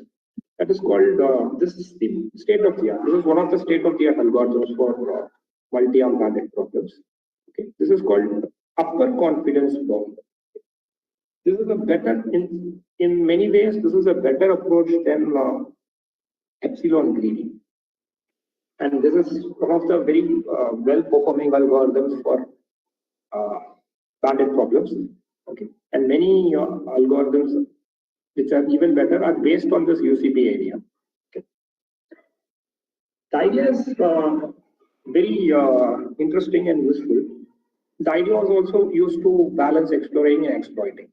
This is another way of balancing exploring and exploiting. Let's see how it is done in UCB. This is called UCB, upper confidence bound. Okay. This is also used in reinforcement learning. We are now looking at multi-arm bandit, but this is also useful in reinforcement learning, the same upper confidence bound algorithms, based algorithms, UCB based algorithms. Okay. See, the exploration needed is because the estimates of the action values are uncertain. Okay. Why do you need exploration? Because we don't know the action values for sure. I may think the action 2 has the mean 3, but it may actually have the mean 10. Okay. I do not know with certainty what was the mean value, the action values for all the arms. That is why you need exploration in this problem. The greedy action, what it does, it looks at the best at the present time, but some of the other actions may be actually better. Though you are saying this action is better, there is uncertainty in the action value, but something else could be better. Epsilon greedy, what it does, it forces non-greedy action to be tried indiscriminately, even if I know action 5 is the best. Okay. With very high confidence, I know action 5 is the best. Even if I know with very high confidence action 5 is the best, I will, with some probability, choose all the actions. Okay. Even if I know some action is the best, I will choose other actions also, because there is a small epsilon probability you choose all the actions. Okay. So you try all the actions, non-greedy actions also indiscriminately, with no preference to that which are nearly greedy. Some action may be close to greedy, some may be not tried many times. You may have not tried action 12 many times. Okay. That is very uncertain. You may have tried action 12 only 2 times or 3 times or very few times. So you do not give any particular advantage to actions which are not tried many times. You do not give any particular advantage to actions which are close to greedy. Suppose action 3 is greedy, action 5 is very close to that. You should give more chance to action 5 because it is close to greedy. It could be better than action 3, right?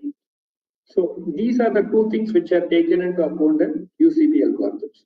You give more preference to actions which are close to greedy and also actions which are not chosen very much. There are a lot of uncertainty in it. So I have chosen action 10 only 2 times. That I will give more preference. These 2 types of actions I give higher preference. That is done in the UCP algorithm. Have an action which is chosen lot of times. I have chosen action A1 many times.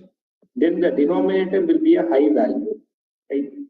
So this term will be small and the entire term will be small. Suppose I have chosen action 10 very less times. Then this term will be small. So the entire second term will be large. If the denominator is small, the second term will be large. So action 10, the estimate QT plus this will be large. Okay.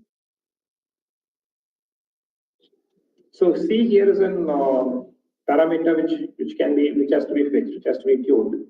Okay. It determines the confidence level. So that's one way of interpreting this. Each time an action is chosen, suppose an action is chosen, okay, it's chosen, the NT value will increase. Okay.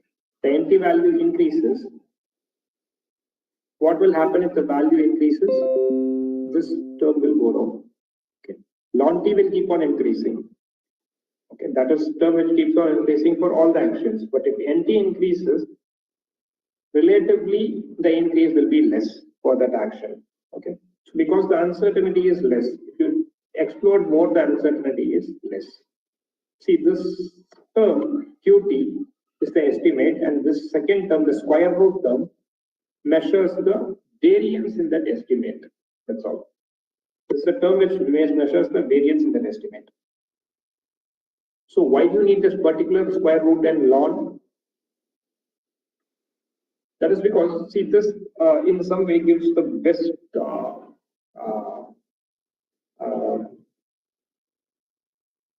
possible, what can I say?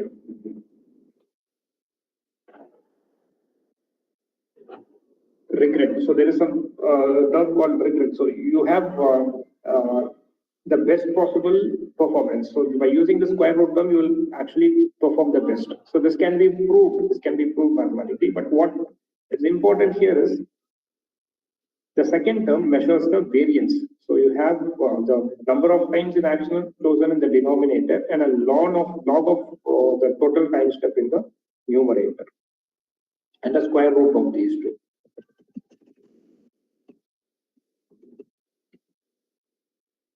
See, if some action is chosen, say action A10 is chosen, okay. For that A10, the uncertainty value decreases. For all the others, it will increase. Okay. See, if some other action is chosen, some other action other than an action is chosen, then the uncertainty for that particular action A is increasing. Because why is it increasing? Because of the numerator. Okay, because numerator has a log of t. T will increase. If NT does not increase, it is the same. T increases, this entire term will increase. But if NT increases, the increase will be small, or it may be less than the increase of the other actions.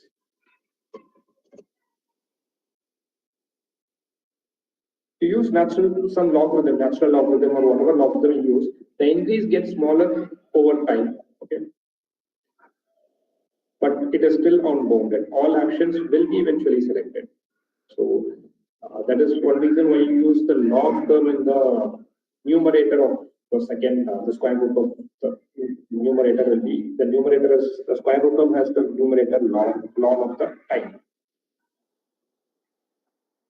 Since it is increasing, it is unbounded, you can say all actions will be chosen. So you cannot not choose any action. Eventually, all actions will be chosen because the value t goes in higher and higher. The log also goes larger, and whatever action it is, it will be eventually be selected. But what happens here by using the log term is, as the time goes, you have to wait longer.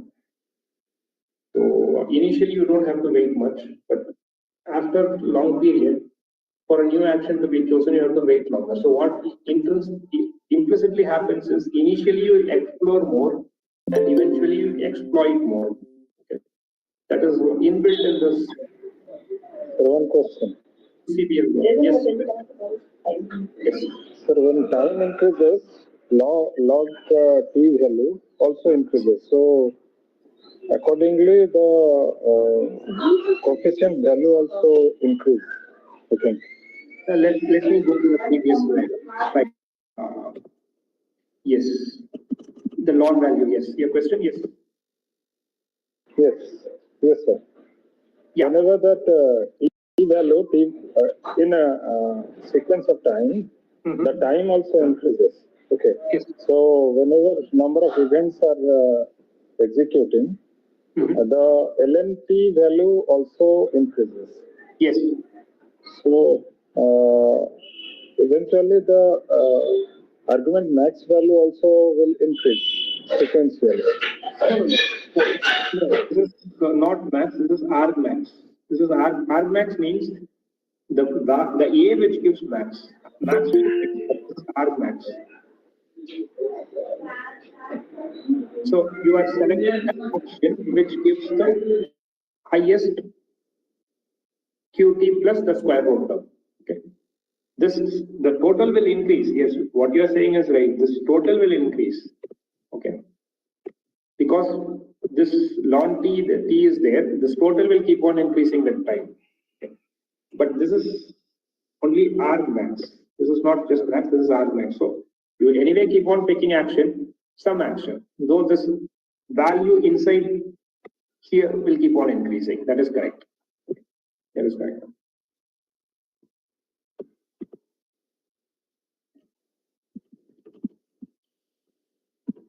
See, as the time goes by, the basic idea of the question which was asked before was how to balance exploring and exploiting. Okay. Different algorithms do it in different way, but the basic idea is this: initially you explore more, eventually you exploit. Initially, I do a lot of exploration. As time goes, I exploit. I keep on decreasing the exploration and I exploit. Okay.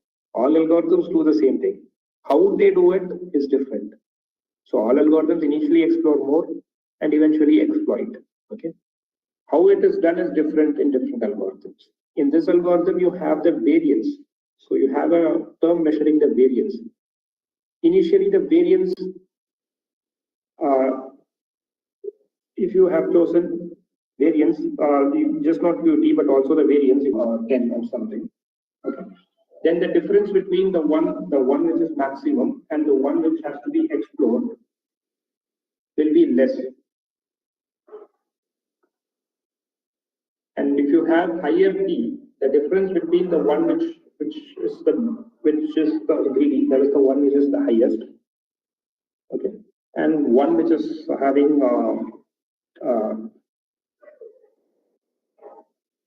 more exploration. When it has to be explored more, will be lesser. So that is what is this term doing. So the second term is controlling the degree of exploration, and the first term is to exploit. That's all. Okay.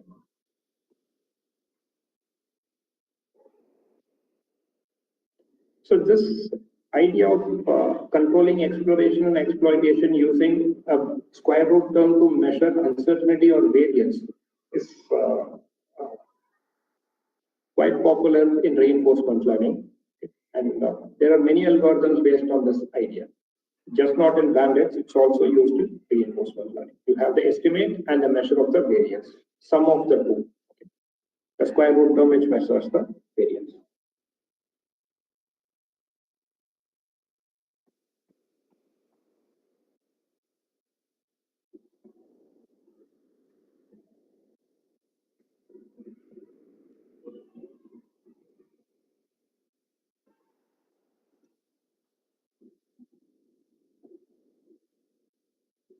Okay, so let's go further. Okay, I'll go back to the PPT.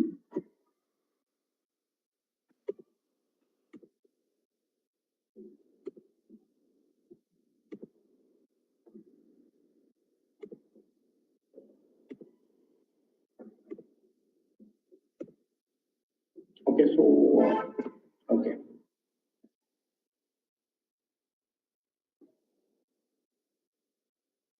So use of natural logarithm. Okay, the increase gets smaller over time, but it is still unbounded. So all actions will be eventually chosen. So as the time goes by, what happens is there will be longer weight and thus a longer selection frequency for actions with lower value estimate. That is due to more exploitation. Okay, because as time goes by, you will have a longer weight to do the exploration. So there will be more exploitation as the time goes.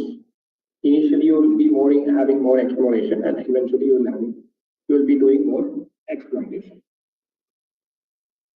This method is quite simple. You just have two terms, and it automatically you just have one parameter C. C is the only parameter. If you can find the value for C, it automatically you balances the exploration exploitation. This is also just one idea. The other idea, the simple idea was epsilon greedy. This is another idea, UCP.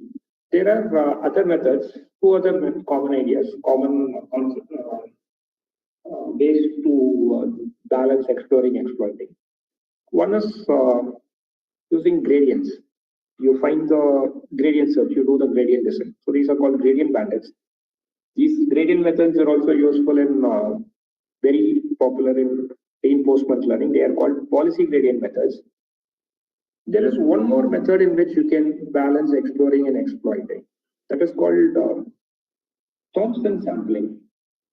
This is a quite different approach itself. So there is something called Bayesian way of looking at things. So Bayesian optimization, you may have heard of terms like Bayesian optimization. And so this Thompson sampling comes from that Bayesian. So you have belief and you try to work with beliefs. This is there are two different ways in which you can do statistics. One is frequentist and one is Bayesian. This Thompson sampling comes from the Bayesian approach.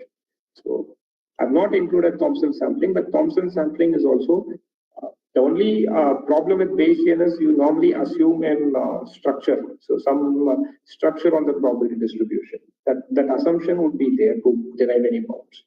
But otherwise, even these Bayesian methods are quite, in some ways, these Bayesian methods are practically or sometimes very well performing. Okay, so we have, I think, some 20 minutes, so we'll go further.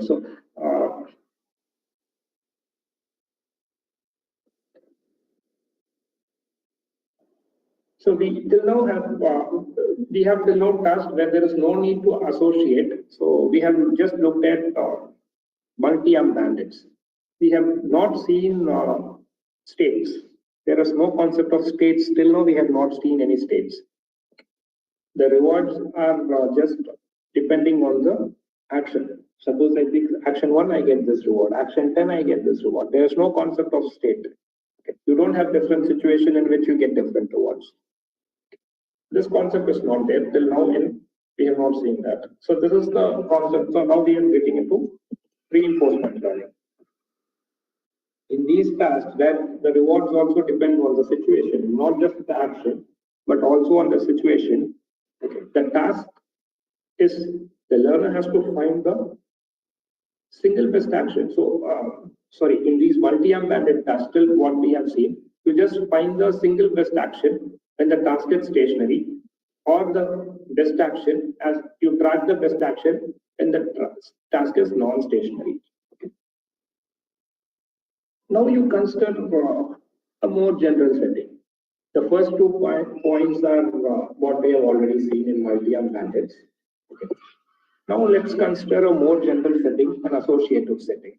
Suppose there are several different n-arm bandit tasks. You have 10 n-arm bandit tasks. So the n is the number of arms.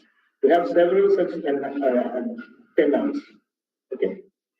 And on each day you have to confront one of these at random.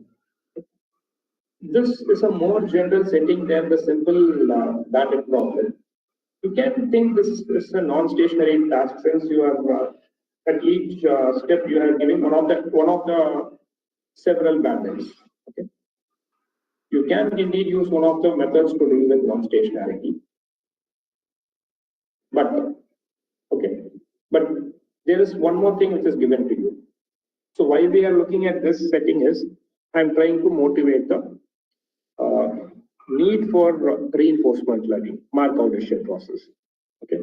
But in addition to this, what you have given is you are given a clue about the identity of the task. Okay. Maybe you are given which is the color of the machine. Okay. Maybe you are given an actual slot machine that changes the color of its display as the action as it changes the actual value. Suppose you have color green, it will have a particular distribution of the rewards for all the arms. If it is color blue, then it will be having different reward distributions. In these examples, you need a policy like this. You cannot say arm 2 is always the best. I have to say if the color is red, arm 2 is the best. If color is green, arm 3 is the best. Okay. I need a policy like this. This is an example of associative. I had mentioned about contextual bandits. This contextual bandits are actually the ones which are used, have a lot of practical application. The plain bandits don't have much applications. Contextual bandits have more applications in things like advertising, online advertising, and so on. Okay.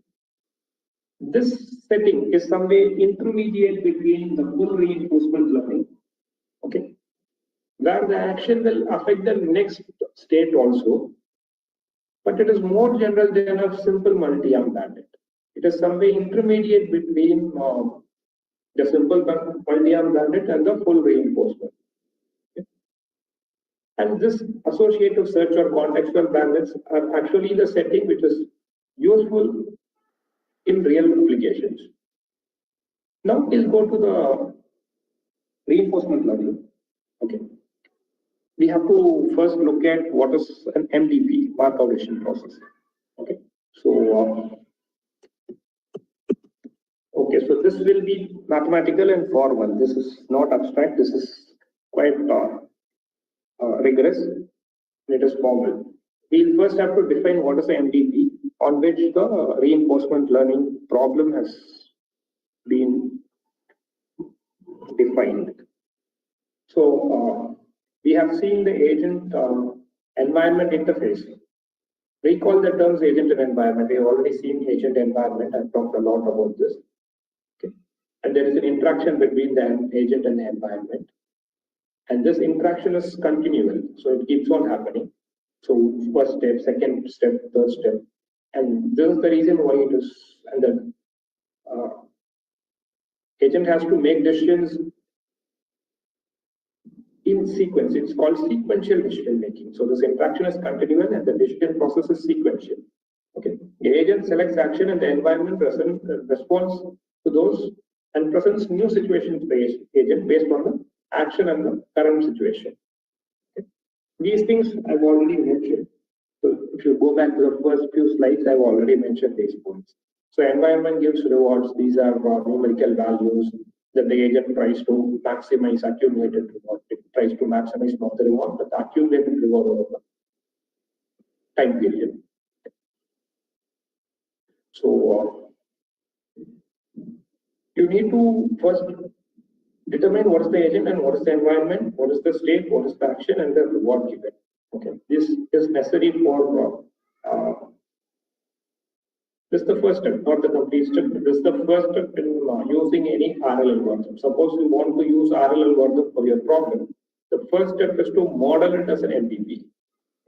You have to say what is the agent, what is the environment, what is the state, action, rewards, transition. Okay, and you have to check the Markov property, control Markov property. We see that property. These things are necessary before you use any RL algorithm. If you want to use it for a particular your problem. So you assume the interaction is the discrete time step. You can also have continuous, but it will become more mathematically involved and complicated. And in real, you have discrete time steps. Mostly you have discrete time steps. So you have 1, 2, 3 discrete time steps. At each time step T, you should, if you are seeing it for the first time, you should carefully look at this. Okay. The agent, this is the start of reinforcement, proper MTP and reinforcement learning. At time step T, the agent receives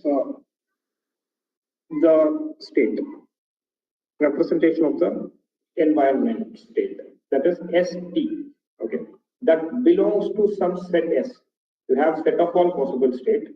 At time step T, the agent receives a particular state ST. Okay. ST is the state that time step T, state of the environment at time step T. It belongs to some set S. Okay. On the basis of the state, the agent has to select an action. So the state was not there in the bandit problem. Now you have the state. So action was already there. State was not there. Action depends on the state. So you have AT. AT here is the action at time T.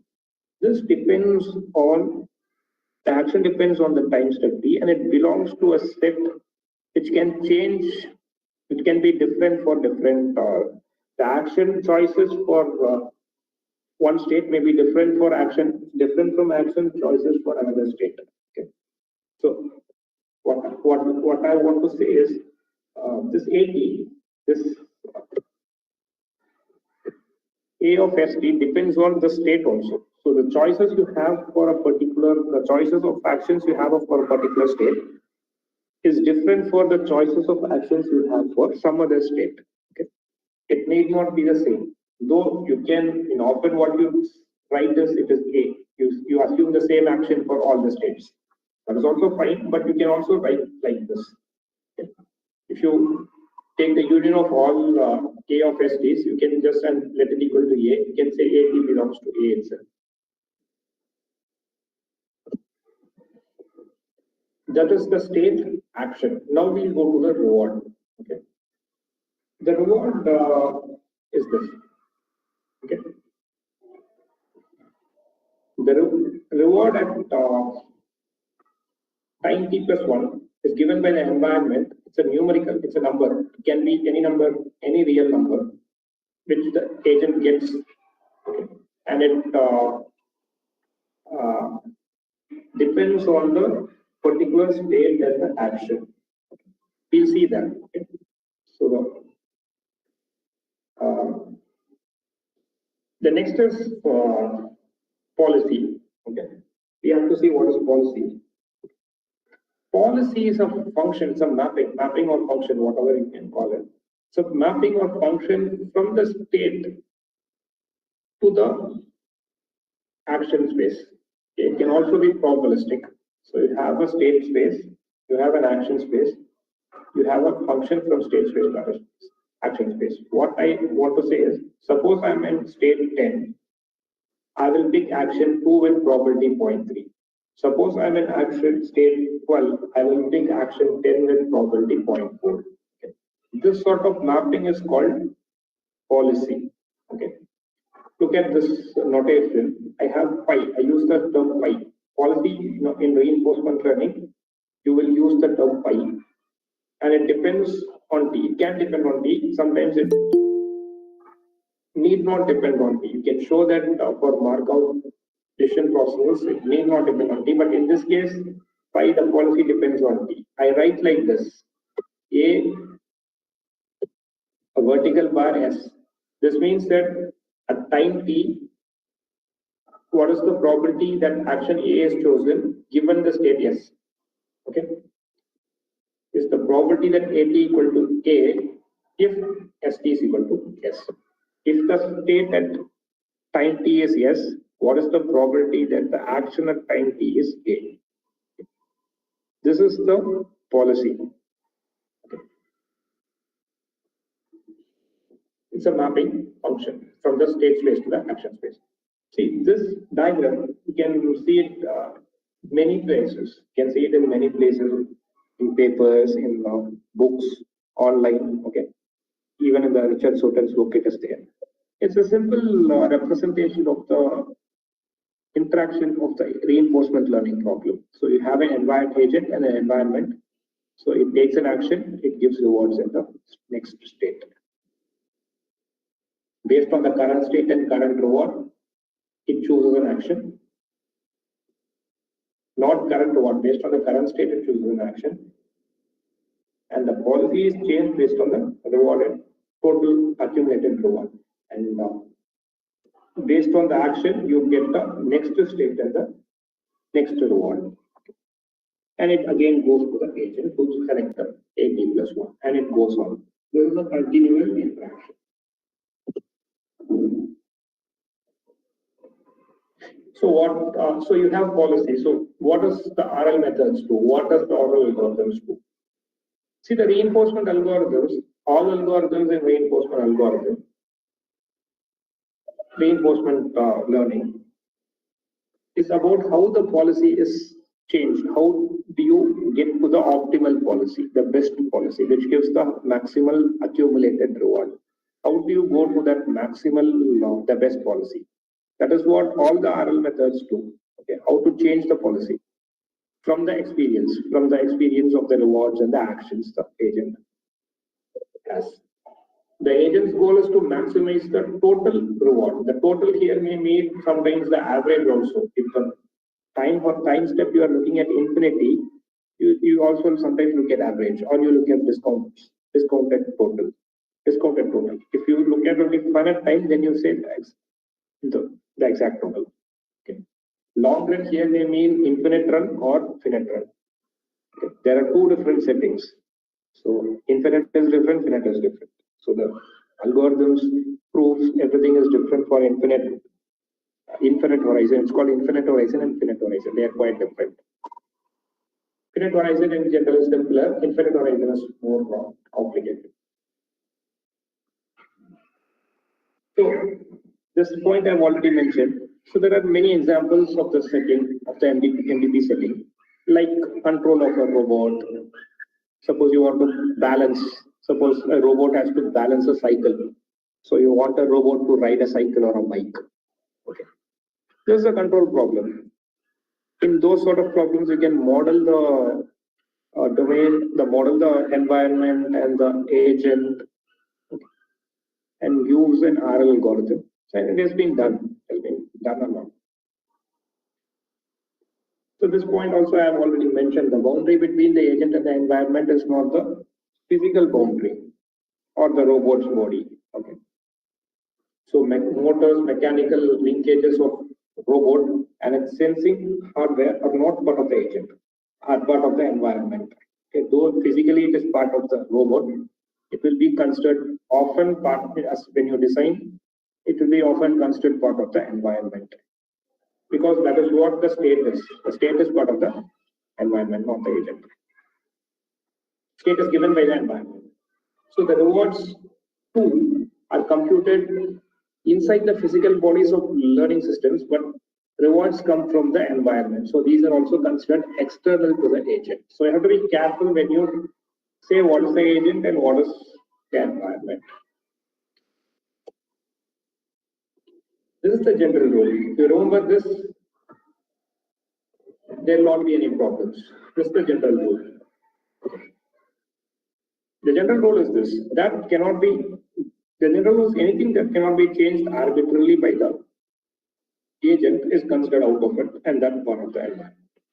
So the battery cannot be changed arbitrarily by the robot. The robot cannot suddenly make it full. It has to go to a charging station and then it has to charge. Right? So that battery part is not fully under the control of the robot. If it is not fully under the control, it cannot be changed arbitrarily by the agent, then it is outside it. It is part of the environment. If you remember this point, you will not have any problems in designing and defining the boundary between an agent and an environment. Normally, it is also considered the reward computation to be external to the environment agent because it defines the task facing the environment and it is beyond the its ability to change arbitrarily. See, the reward is given by the environment and the agent goal is to maximize the accumulated reward. So the reward computation has to be outside the agent. It has to be part of the environment. So this is again the same thing, the first and the second point. Okay.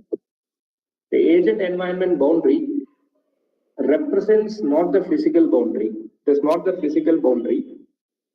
It is the boundary of agent's absolute control. Okay. This is very important in your designing, from the designing perspective, not from the RL algorithms perspective. But if I want to design an RL algorithm for a particular problem, then I have to be careful. I have to remember this point. Okay, what is the boundary between agent and the environment? See, the framework of MTP is quite general and it is very widely useful and applicable. So we have already seen the trash robot example. So you have pick and place robot, you have reactors, nuclear reactors, chemical reactors. So these all have control problems. So MTPs and RL algorithms can be used in this control problems. It has wide applications, MTPs. This is another example.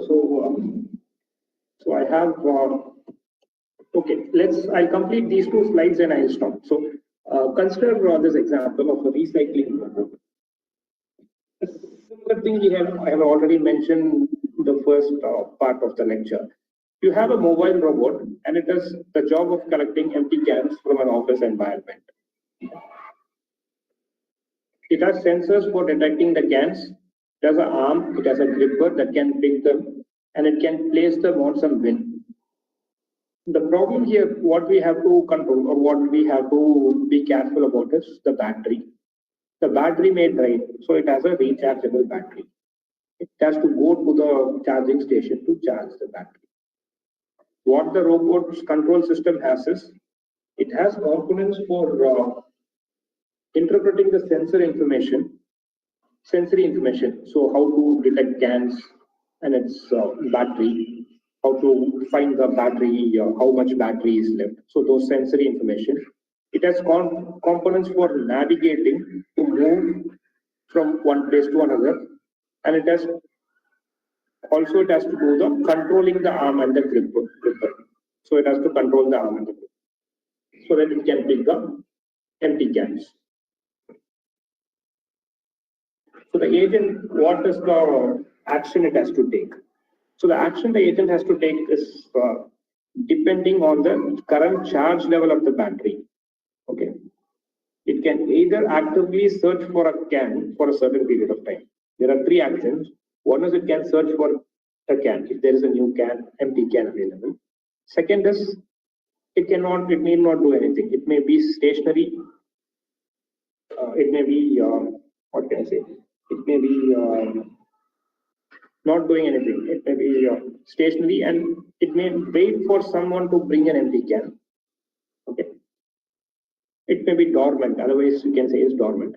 Third action is, it can go to the charging station and it can recharge its battery. So these are the three actions it can do. Okay. The decision is made based on periodically. The decision is made periodically, and so either you have to search for can, or it will be idle, or you have to go to the charging station. It is done periodically, or it can be based on whenever certain event occurs, such as finding an empty can. This is the time step. So is it periodically or is it based on events? So this is how the time step goes. So agent has these three actions, and the state is determined by the state of the battery. So that's the only state. So you have, you can say state of the battery is 5 levels or 3 levels. So the highest level, second level, third level, and the 0 level. This is the state. Then the reward. The reward is how do you give rewards? So based on the, and how does the environment give reward? One way of giving reward is this.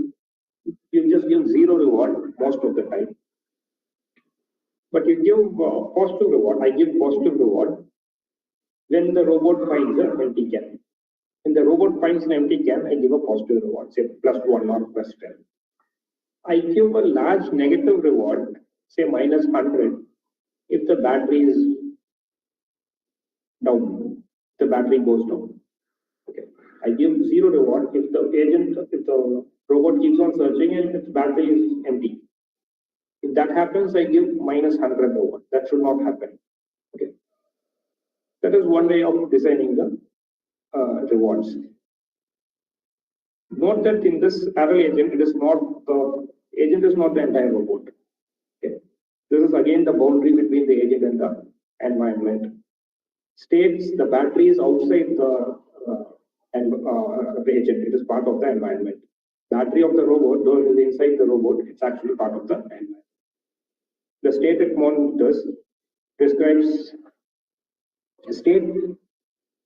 The state it monitors describes the state within the robot itself and not that of the robot's external environment.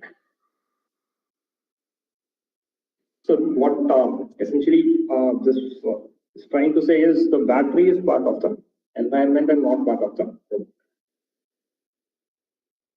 So okay, so I think it's already 2 minutes more, so I have to stop here. So we'll continue tomorrow, and there are some more slides, one more set of slides left. So I hope to complete this MVP and then introduce the dynamic programming, or at least 1 or 2 R algorithms. The most common R algorithms like Q-learning or arithmetic, I will not be having time, but at least policy improvement or dynamic programming, I'll try to complete. These are the basic algorithms. Okay, I'll stop here. We'll again continue tomorrow at 4 o'clock. Okay. Thank you. Thank you, sir. Yeah. If you have some questions, you can ask.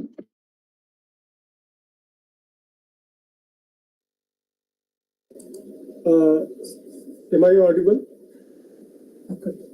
Yes, yes. Sir, if you focus on the programming part, then it will be better for us to learn.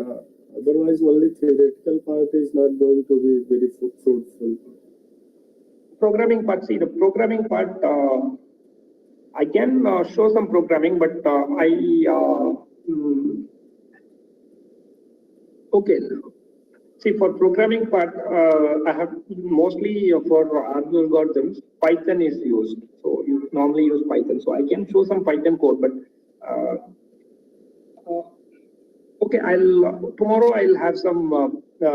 I'll show some code and I'll see how this works. Okay, sir. Thank you, sir. Thank you very much. And there is a question on is the RL agent entire robot? No, RL agent is not the entire robot. Okay. In the example, I've told the RL agent is not the entire robot. It is only in the batteries outside the agent. Battery is part of the environment. Okay. So look at the slides again. I think you will get these slides. So the slides have the points where you have the how to differentiate the agent and the environment. It is not the physical boundary. It is the boundary of the control, absolute control. What the agent can control and what the agent cannot control. Okay. Okay. Thank you.